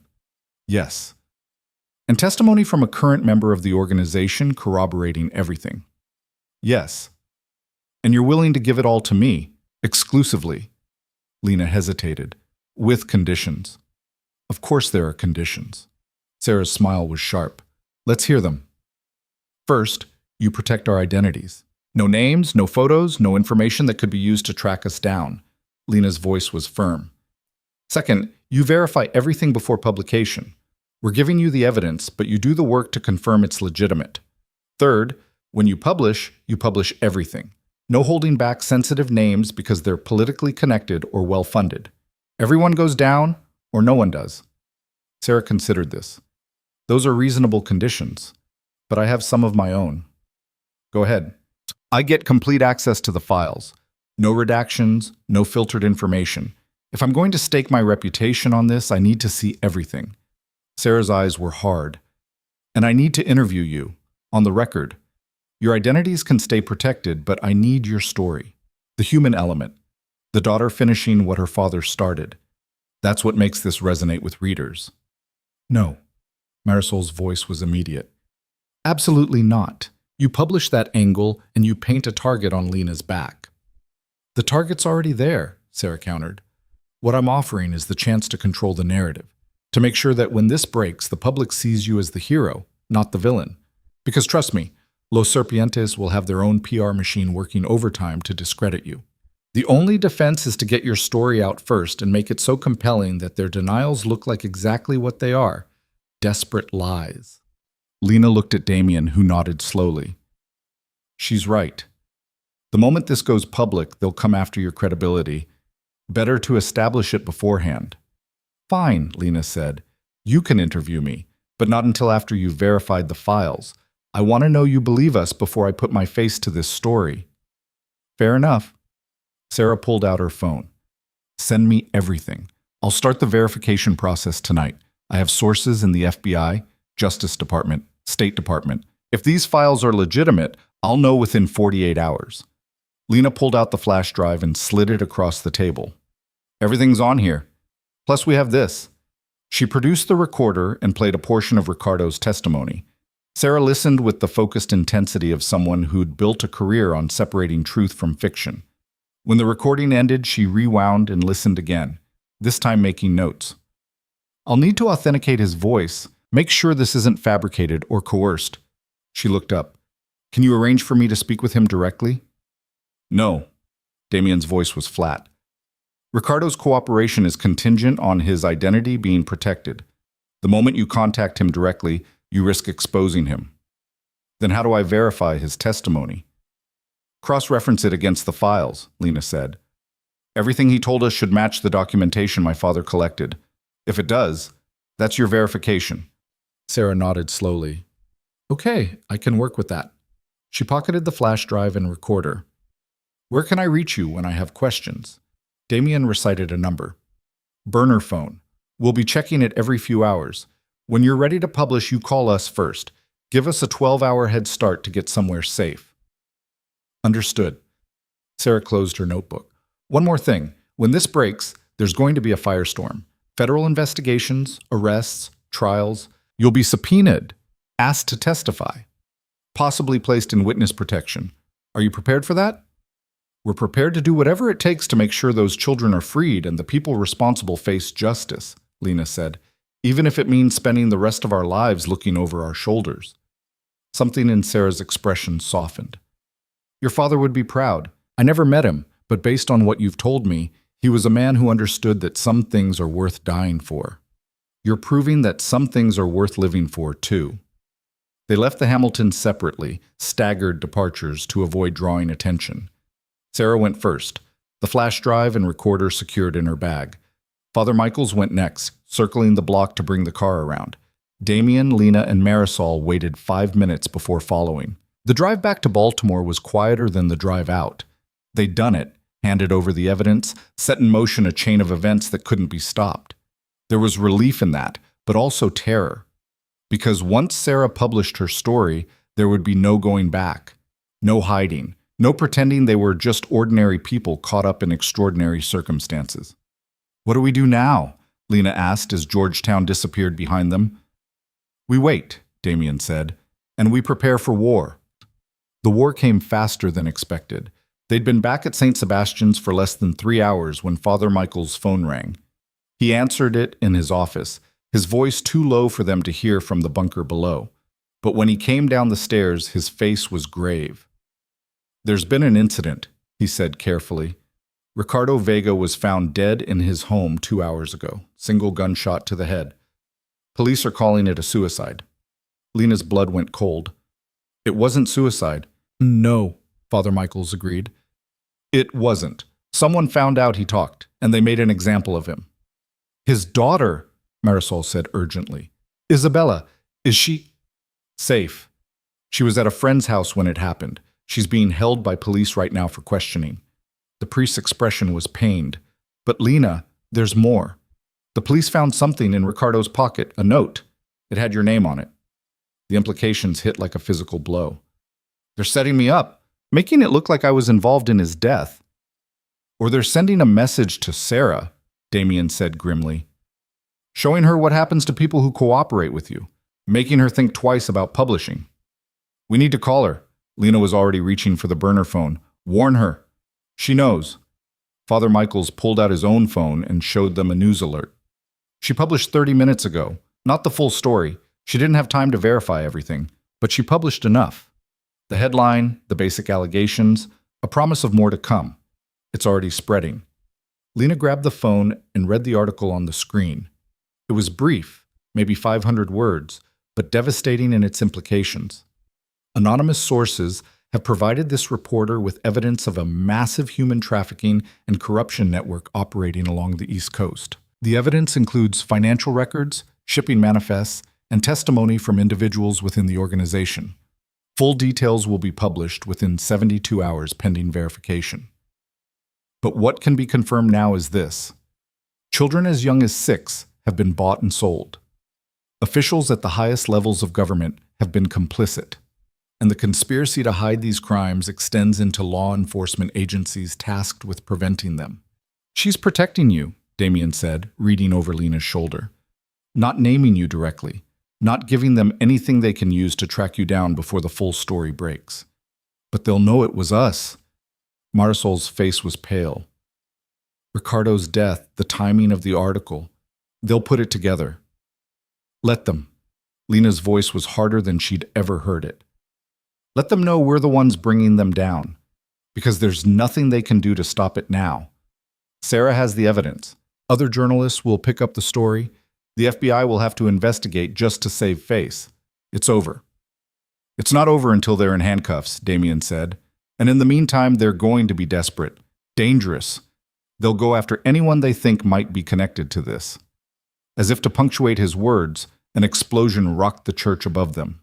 The bunker's lights flickered and dust rained from the ceiling. Lena grabbed the table to steady herself as a second explosion followed, this one closer. Father Michaels was already moving toward the stairs. "Stay here," he ordered. "Lock the door behind me. Don't open it for anyone." "Father, wait!" But he was already gone, the bookshelf mechanism swinging shut behind him. They waited in terrible silence, listening to the chaos above. Shouting. More explosions, smaller now, maybe flashbangs. The rapid crack of gunfire. And through it all, the steady toll of the church bells, triggered by the concussive force of the blasts. Damien pulled out his gun and checked the chamber. Marisol did the same. Lena's hand went to the Glock in her pocket, and she realized with strange clarity that she was ready to use it, ready to kill if necessary. Her father's daughter indeed. 5 minutes passed. 10. The sounds above had stopped, replaced by an ominous quiet. Then footsteps on the stairs. Deliberate, unhurried, multiple sets. The bookshelf mechanism clicked. The hidden door began to swing open. Lena raised the Glock, her hand steady despite the fear coursing through her veins. Beside her, Damien had his weapon trained on the entrance, his face a mask of cold focus. Marisol stood ready, positioned to flank whoever came through. Father Michaels appeared first, his hands raised, his face bloodied. Behind him, 3 men in tactical gear, weapons drawn. And behind them, a man in an expensive suit who Lena recognized from the files. Victor Ramirez, the head of Los Serpientes. "Lower your weapons," Ramirez said conversationally, "or I have my men execute the good father. Your choice." For a long moment, no one moved. Then Damien slowly lowered his gun and set it on the table. Marisol followed suit. Lena kept hers raised. "I said lower it," Ramirez repeated, his voice hardening. "And I said no." Lena's voice was remarkably steady. "You're going to kill him anyway. Kill all of us. So why should I make it easy for you?" Ramirez studied her with something approaching interest. "You're Adrian's daughter. I see it now. Same stubborn defiance. Same stupid idealism that got him killed." He gestured to his men. "Bring the priest down here. Let's have a conversation." They forced Father Michaels into the room and pushed him into a chair. One of the gunmen zip-tied his hands behind his back, while the others kept their weapons trained on Lena, Damien, and Marisol. "Here's the situation," Ramirez said, settling into a chair like he was attending a business meeting. "You've created a significant problem for my organization. That journalist has already published preliminary allegations. My phone has been ringing nonstop with very angry, very powerful people demanding to know how I let this happen." "Good," Lena said. "They should be angry. They should be terrified." "Oh, they're terrified, which makes them dangerous." Ramirez smiled, but it didn't reach his eyes. "See, when powerful people get scared, they make poor decisions. Like, for instance, deciding that the best way to discredit allegations of corruption is to make the accusers disappear. No sources, no story. No story, no problem." "Except Sarah Chen has all the files," Damien said, "and she's already verified enough of them to publish. Killing us doesn't change that." "No, but it does prevent you from testifying, from giving interviews, from becoming martyrs whose story gets told and retold until it becomes legend." Ramirez leaned forward. "Dead, you're just 3 more casualties of Baltimore's violence problem. Tragic, but unremarkable. Alive, you're symbols. And symbols are dangerous." "So you're going to kill us," Marisol said flatly. "Just like you killed Adrian, just like you killed Ricardo." "Ricardo killed himself," Ramirez corrected. "At least that's what the police report will say. Consumed by guilt over his involvement in criminal activities, unable to face the consequences of his actions. Very sad. His daughter has my deepest sympathies." Lena felt rage building in her chest, hot and bright.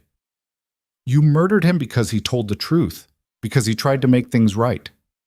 "I eliminated a liability." Ramirez's voice was cold. "Just like I'm about to eliminate 3 more. He stood and gestured to his men. "Make it look like a home invasion gone wrong. The priest tried to protect them, but the criminals were too well armed. Tragic but believable. And make sure—" The lights went out. For a second there was only darkness and confused shouting. Then gunfire erupted, muzzle flashes strobing in the black like lightning. Lena dropped to the floor, her military training from a life she'd never lived somehow guiding her movements. She rolled behind the table and fired twice in the direction of where Ramirez had been standing. More gunfire. A scream. The sound of bodies hitting the floor, and then, impossibly, light. Emergency lighting kicked in, bathing everything in a sickly red glow.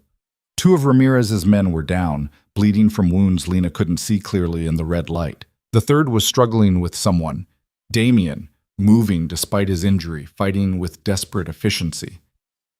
Father Michaels was still tied to the chair but alive, and Ramirez was gone. "The stairs!" Marisol shouted, pointing. "He's running!" Lena was moving before she thought about it, following the sound of footsteps up the stairs.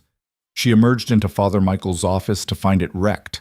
Furniture overturned, books scattered, the window behind the desk shattered. Ramirez was climbing through it, heading for the fire escape beyond. "Stop!" Lena raised the Glock, her hand steady, her aim true. Ramirez turned, and in the dim light from the street outside, she saw his face. No fear, no regret, just cold calculation. "You won't shoot me," he said. "You're not a killer." "You're right," Lena said. "I'm not." She pulled the trigger. The bullet took him in the shoulder, spinning him around. He fell through the window and onto the fire escape with a crash of metal. Lena approached carefully, the gun still raised, and looked down. Ramirez was trying to stand, blood spreading across his expensive suit, his face twisted with pain and fury. Below, in the street, police sirens were approaching. Someone had called in the explosions, the gunfire, the chaos. Help was coming. "It's over," Lena said. "For you. For all of them." Ramirez looked up at her, and for the first time she saw fear in his eyes. Not of death, but of failure. Of knowing that everything he'd built was about to come crashing down. "This doesn't end with me," he spat. "You think I'm the head? I'm middle management. There are people above me. People so powerful you can't even imagine them. And they will come for you." "Let them come."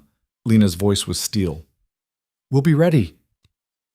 Police flooded into the church moments later, weapons drawn, shouting orders. Lena raised her hands and let the Glock fall to the floor. She was tackled, cuffed, dragged away from the window, but not before she saw them haul Ramirez to his feet and read him his rights. Downstairs, Damien had subdued the remaining gunman. Marisol had freed Father Michaels. They were all arrested, all separated, all questioned for hours in rooms that smelled like stale coffee and old fear. But they were alive. And in an office building in Washington, D.C., Sarah Chen was writing the full story. 4,000 pages of evidence distilled into an article that would end careers, topple empires, and free thousands of children from a nightmare they'd been trapped in for too long. 72 hours, she'd promised. But she published in 48. Because the world needed to know. Because justice couldn't wait. Because 3 people had risked everything to make sure the truth came out, and she owed them that much. The article broke at 6 a.m. on a Tuesday morning. By noon, the first arrests had been made. By evening, the FBI had raided 17 locations across 5 states. And by the end of the week, Los Serpientes, the organization that had operated with impunity for 2 decades, was in ruins. The interrogation room was exactly like the ones Lena had seen in movies. Cinder block walls painted institutional beige, a metal table bolted to the floor, chairs that were deliberately uncomfortable, and a mirror that was obviously one-way glass. She'd been sitting there for 3 hours, handcuffed to the table, before the door finally opened. The woman who entered was in her 50s, dressed in a crisp FBI blazer, with steel gray hair pulled back in a severe bun. She carried a thick folder and a recording device, which she set on the table with deliberate precision. "I'm Special Agent Catherine Morrison," she said, settling into the chair across from Lena. "And you, Ms. Mercer, are either the bravest person I've met this year or the most foolish. I haven't decided which." "Can I be both?" Lena's voice was hoarse from hours of silence. Morrison's lips twitched in what might have been the ghost of a smile. "You're entitled to an attorney. You understand that?" "I understand, but I don't need one. I haven't done anything wrong." "You shot a man." "I shot a man who was trying to kill me and my family. That's self-defense." "You also broke into a storage locker that didn't belong to you, threatened a minor with intimidation, and conspired to extort a criminal organization. Morrison opened the folder and began laying out photos, crime scene images, surveillance footage, documents. And that's before we get to the weapons charges and the fact that you've been operating under a false identity for the past 15 years. Lena looked at the photos without flinching. My mother changed our names to protect us from the people who murdered my father. If that's a crime, then I'm guilty. But everything else? I was trying to survive, trying to finish what my father started. Morrison leaned back and studied her. Adrian Mercer, construction worker turned confidential informant, tortured and killed by Los Serpientes in 2011. That's what you're claiming? It's not a claim. It's the truth. Lena met the agent's gaze steadily. And you already know it's true. Because Sarah Chen gave you everything, all the files my father collected, all the evidence. You've had it for 48 hours, which means you've had time to verify at least some of it. We've verified all of it, Morrison said quietly. Every transaction, every name, every shipping manifest. Your father was meticulous. The evidence he collected is airtight. Something in Lena's chest loosened. Then you know I'm not the criminal here. No, you're not. Morrison gathered the photos and returned them to the folder. You're a witness, and witnesses have rights, including the right to protection. She turned off the recording device. Off the record, Ms. Mercer? What you did was reckless and dangerous, and you should have come to us the moment you found that flash drive. But you also saved lives. Hundreds of them, maybe thousands. The children we've recovered in the past 2 days alone. She stopped, swallowing hard. Some things are bigger than protocol. Am I under arrest? No. You're being released into protective custody. You, your mother, and Damian Cross. There are people out there who want you dead, and while we've dismantled most of Los Serpientes' operational capacity, we haven't caught everyone yet. Morrison stood. An agent will take you to a secure location. You'll stay there until the trials are over. Could be months, could be longer. Can you live with that? Lena thought about her apartment, her job at the diner, the small, safe life she'd built for herself.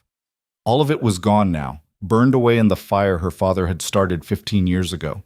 But in its place was something else, something that mattered. I can live with that, she said. The safe house was a nondescript colonial in suburban Maryland, the kind of place where neighbors mowed their lawns on Saturday mornings and kids played basketball in driveways. It had 4 bedrooms, a finished basement, and enough security cameras to film a surveillance documentary. 2 FBI agents were assigned to watch them in rotating shifts, and the rules were clear.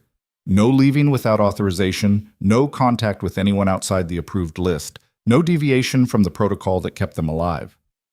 Lena, Marisol, and Damian adapted to their new reality with varying degrees of success. Marisol threw herself into cooking elaborate meals, channeling 15 years of pent-up anxiety into homemade pasta and complex sauces. Damian spent his days recovering from his wound, reading newspapers, and making cryptic phone calls to people who presumably could help tie up loose ends. And Lena watched the news obsessively, tracking every arrest, every trial, every revelation that emerged from the files her father had died to protect. The scale of it was staggering. Within 2 weeks, 73 people had been arrested across 6 states. Politicians, law enforcement officials, business leaders, all of them connected to Los Serpientes, all of them implicated in trafficking or corruption or both. The news media was in a frenzy. Sarah Chen's articles winning awards even as they destroyed lives and ended careers. 3 weeks into their protective custody, Special Agent Morrison visited with updates. Victor Ramirez is cooperating, she said, settling into the safe house's living room with a cup of Marisol's coffee. The shoulder wound wasn't serious, and now that he's looking at life in prison, he's suddenly very interested in making a deal. What kind of deal? Damian asked from his position by the window. He was moving better now, the wound healing cleanly despite the violence it had endured. Testimony in exchange for a reduced sentence. He's giving us names we didn't have, connections we couldn't prove. The network is bigger than we thought. International. Morrison's expression was grim. We're coordinating with Interpol, with agencies in 6 different countries. This is going to take years to fully dismantle. But you'll do it, Lena said. It wasn't a question. We'll do it. Morrison's voice was certain. Because your father gave us the roadmap. All we have to do is follow it. A month after the arrest began, Sarah Chen requested permission to interview Lena. The FBI approved it with strict conditions: no identifying information, no details about the safe house location, and a federal agent present throughout. Sarah arrived on a Tuesday afternoon, carrying her notebook and a bottle of wine she wasn't allowed to share. "You look different," she said, studying Lena across the dining room table. "Older, harder." "I feel different." Lena wrapped her hands around a mug of tea. "Like the person I was before all this happened was just pretending to be alive. Now I actually am." Sarah's pen moved across the page. "Tell me about your father. Not the facts we already know, but who he was as a person, what you remember." Lena closed her eyes, reaching for memories she'd suppressed for years. "I remember his hands. They were always rough from work, but gentle when he'd tuck me in at night. And his voice. He used to read me stories, but he'd change the endings, make them better, braver. The princess would save herself instead of waiting for the prince. The dragon would choose mercy over hoarding gold." She opened her eyes and found Sarah watching her intently. "He believed people could change, that no one was beyond redemption if they just had the courage to try." "Is that why you gave Ricardo Vega a chance to cooperate?" Sarah asked. "Because your father would have wanted you to?" "I gave him a chance because everyone deserves one. He made the wrong choice in the end, or maybe someone made it for him. But at least he tried." Lena paused. "I think about his daughter sometimes. Isabella. She's 17 and her father's dead and her entire world just imploded. I know how that feels. Have you considered reaching out to her?" "Every day. But what would I say? I'm sorry your father was a criminal? I'm sorry he died because he talked to me?" Lena shook her head. "Some things can't be fixed with words." The interview lasted 3 hours. Sarah asked about everything: the night at the diner, the discovery of the files, the meeting with Ricardo, the confrontation with Ramirez. And Lena answered honestly, holding nothing back, because the truth was all she had left to give. When it was over, Sarah closed her notebook and looked at Lena with something approaching admiration. "Your father would be proud of you. I know everyone says that, but in this case, it's true. You finished what he started. You made sure his death meant something." "His death meant something the moment he chose to collect that evidence," Lena said. "I just made sure people knew about it." Sarah's article, published 2 days later. It was everything Lena had hoped for and feared, a comprehensive narrative that laid out the entire story from Adrian Mercer's initial discovery to the final confrontation at St. Sebastian's. It made Lena a symbol, whether she wanted to be one or not. The daughter who'd avenged her father, the waitress who'd brought down an empire. The media attention was overwhelming. News outlets requested interviews, publishing houses offered book deals, Hollywood producers called about movie rights. And through it all, Lena remained hidden in the safe house, watching her life become public property, trying to figure out who she was beyond the story everyone else was telling. 2 months after the arrest began, the first trial started.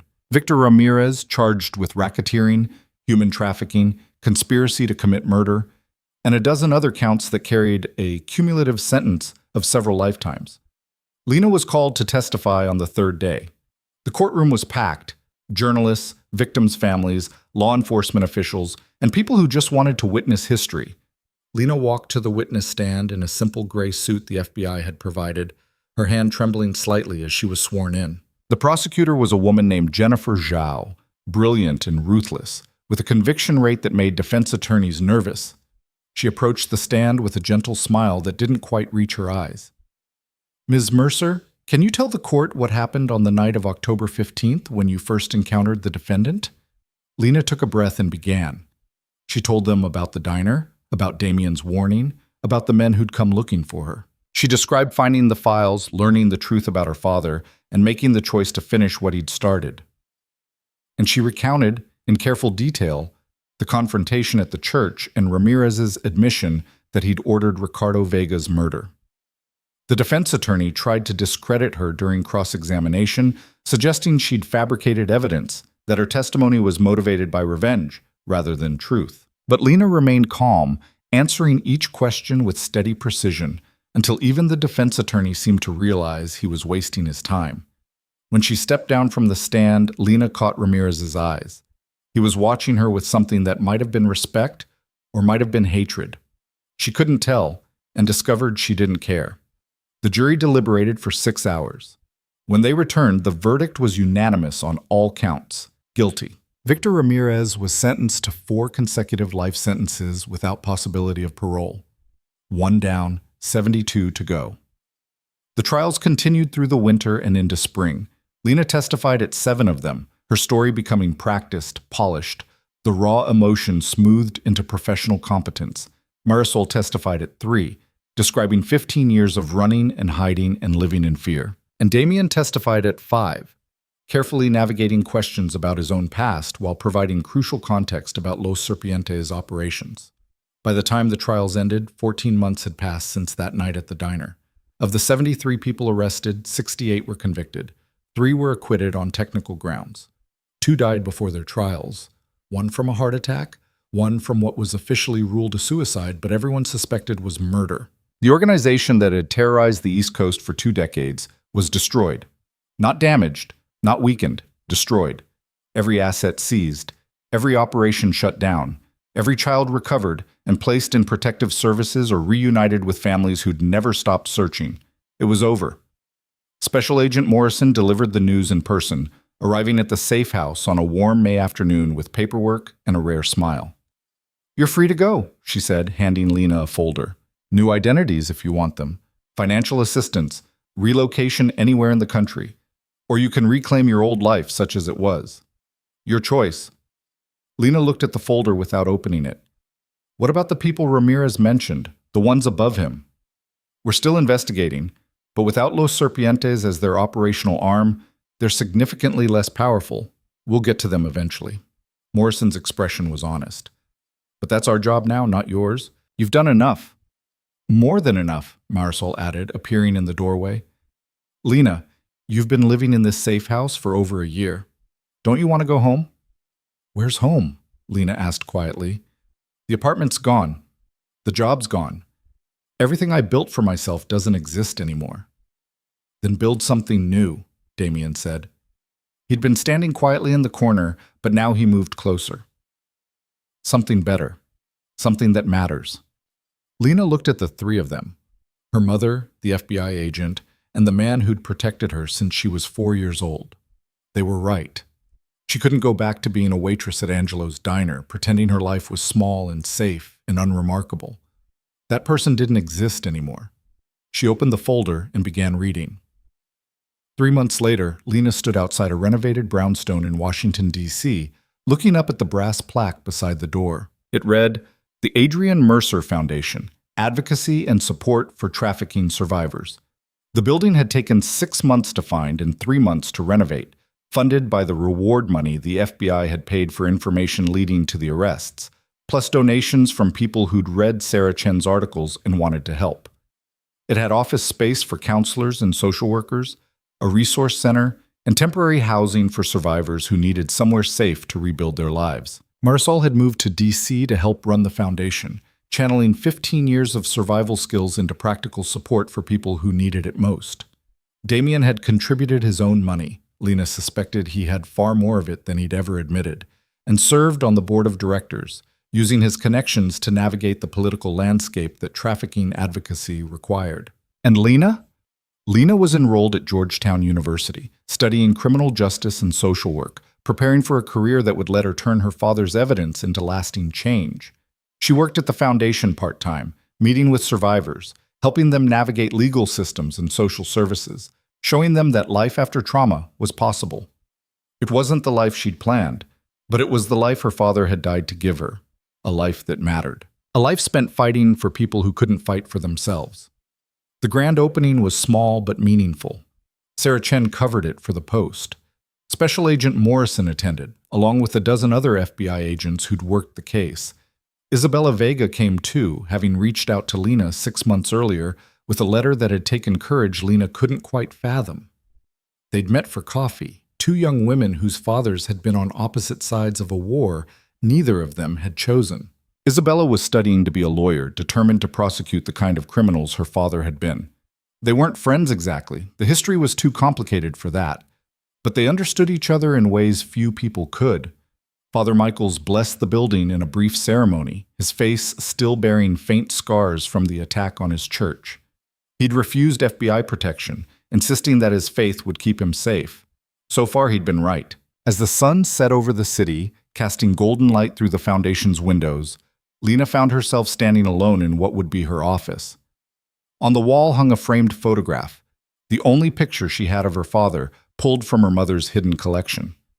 He was young in it, maybe 25, grinning at the camera with the unself-conscious joy of someone who didn't yet know what sacrifices he'd be called to make. She touched the frame gently. "We did it, Dad. We finished what you started." "Talking to yourself?" Damien's voice came from the doorway. "That's a sign of something, though I can never remember if it's genius or insanity." "Probably both."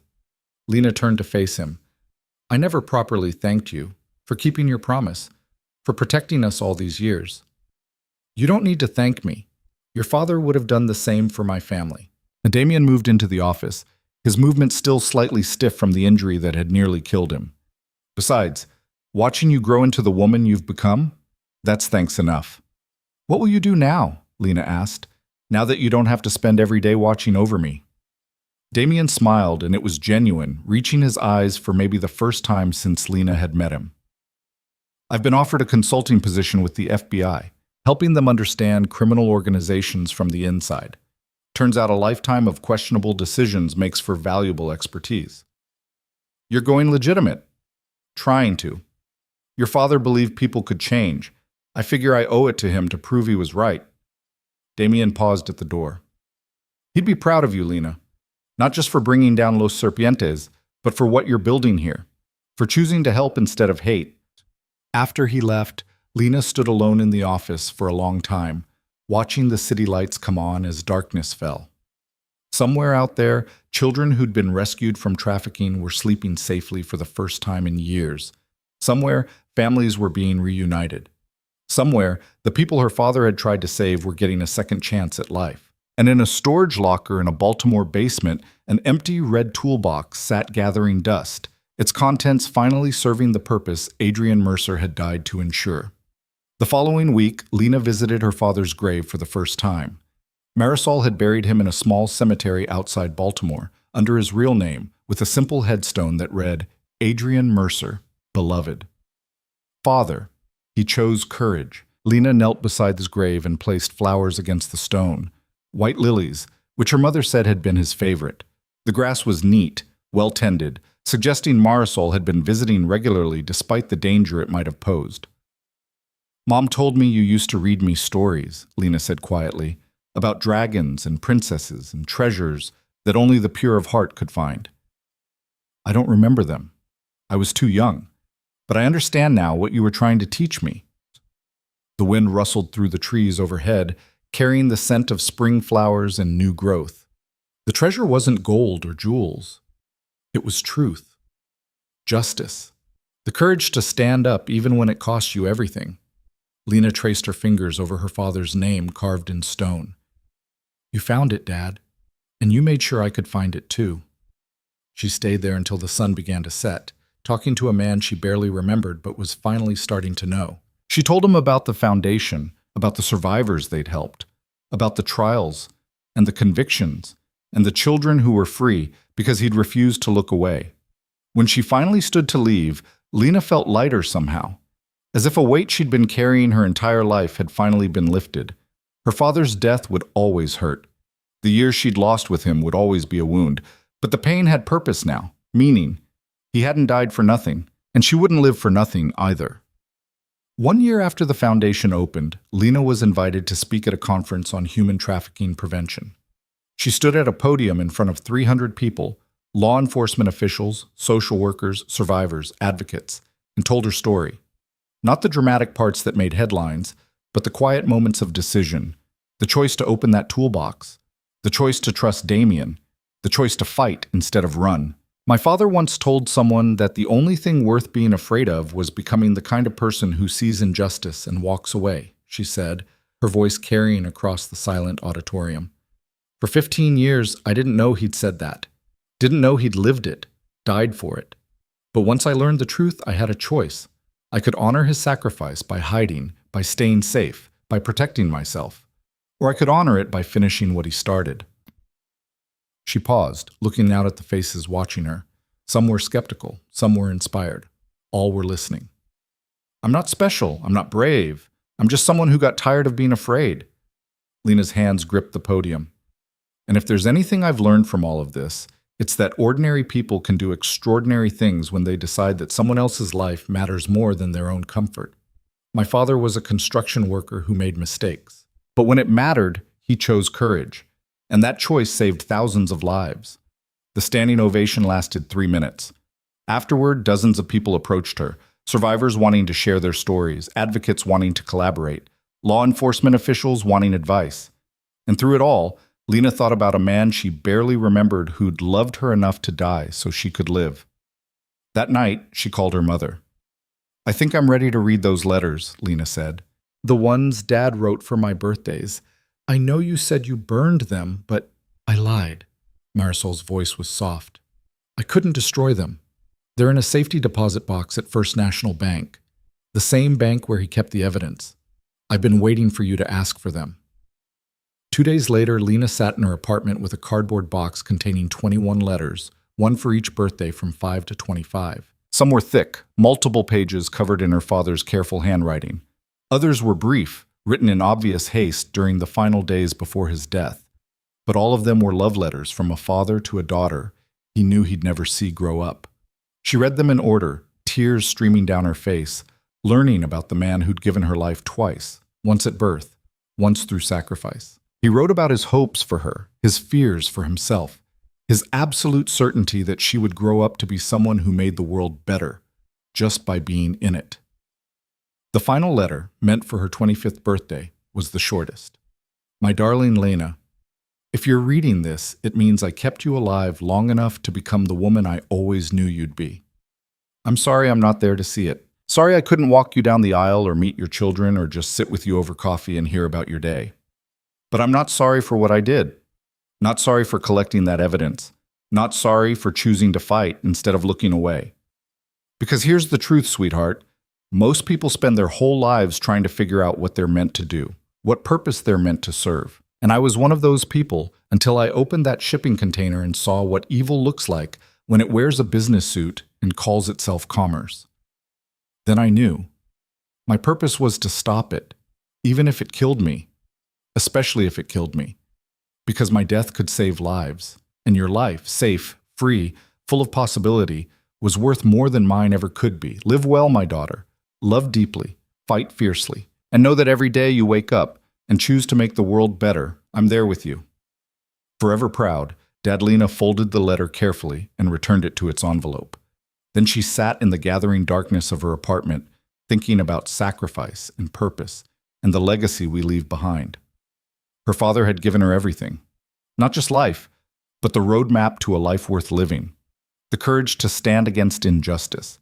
The determination to finish what needed finishing. The understanding that some things were worth dying for, and therefore worth living for too. She thought about the children sleeping safely tonight because Adrian Mercer had refused to walk away.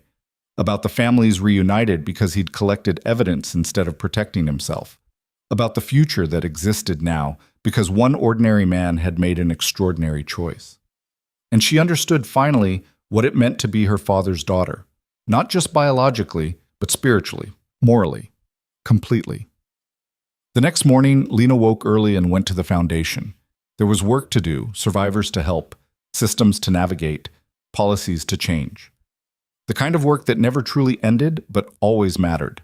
The kind of work her father had died to make possible. As she unlocked the front door, she noticed someone had left flowers on the steps. White lilies, just like the ones she'd brought to her father's grave. No note, no explanation, just flowers and the knowledge that someone understood what this building represented. Inside, the morning light streamed through the windows, illuminating the faces of survivors in the photographs that lined the walls. Children who'd been rescued, families who'd been reunited, lives that had been saved because someone had chosen courage over comfort. Lena stood in that light and made a promise, not to her father's memory, though he was part of it, not to the survivors, though they were part of it too, but to herself. She would live the life her father had died to give her. She would fight for people who couldn't fight for themselves. She would choose courage, even when it cost her everything. And she would make sure that Adrienne Mercer's sacrifice meant something not just today, not just in the courtrooms and headlines and speeches, but in the daily, unglamorous work of building a world where children didn't have to be rescued because they'd never been taken in the first place. It was an impossible goal, a lifetime's work, maybe several lifetimes. But then, her father had taught her that impossible things happen when ordinary people decide they matter. And Lena Mercer, daughter of a hero, survivor of a war, and architect of a future her father had only dreamed of, was done being ordinary. She was ready to be extraordinary.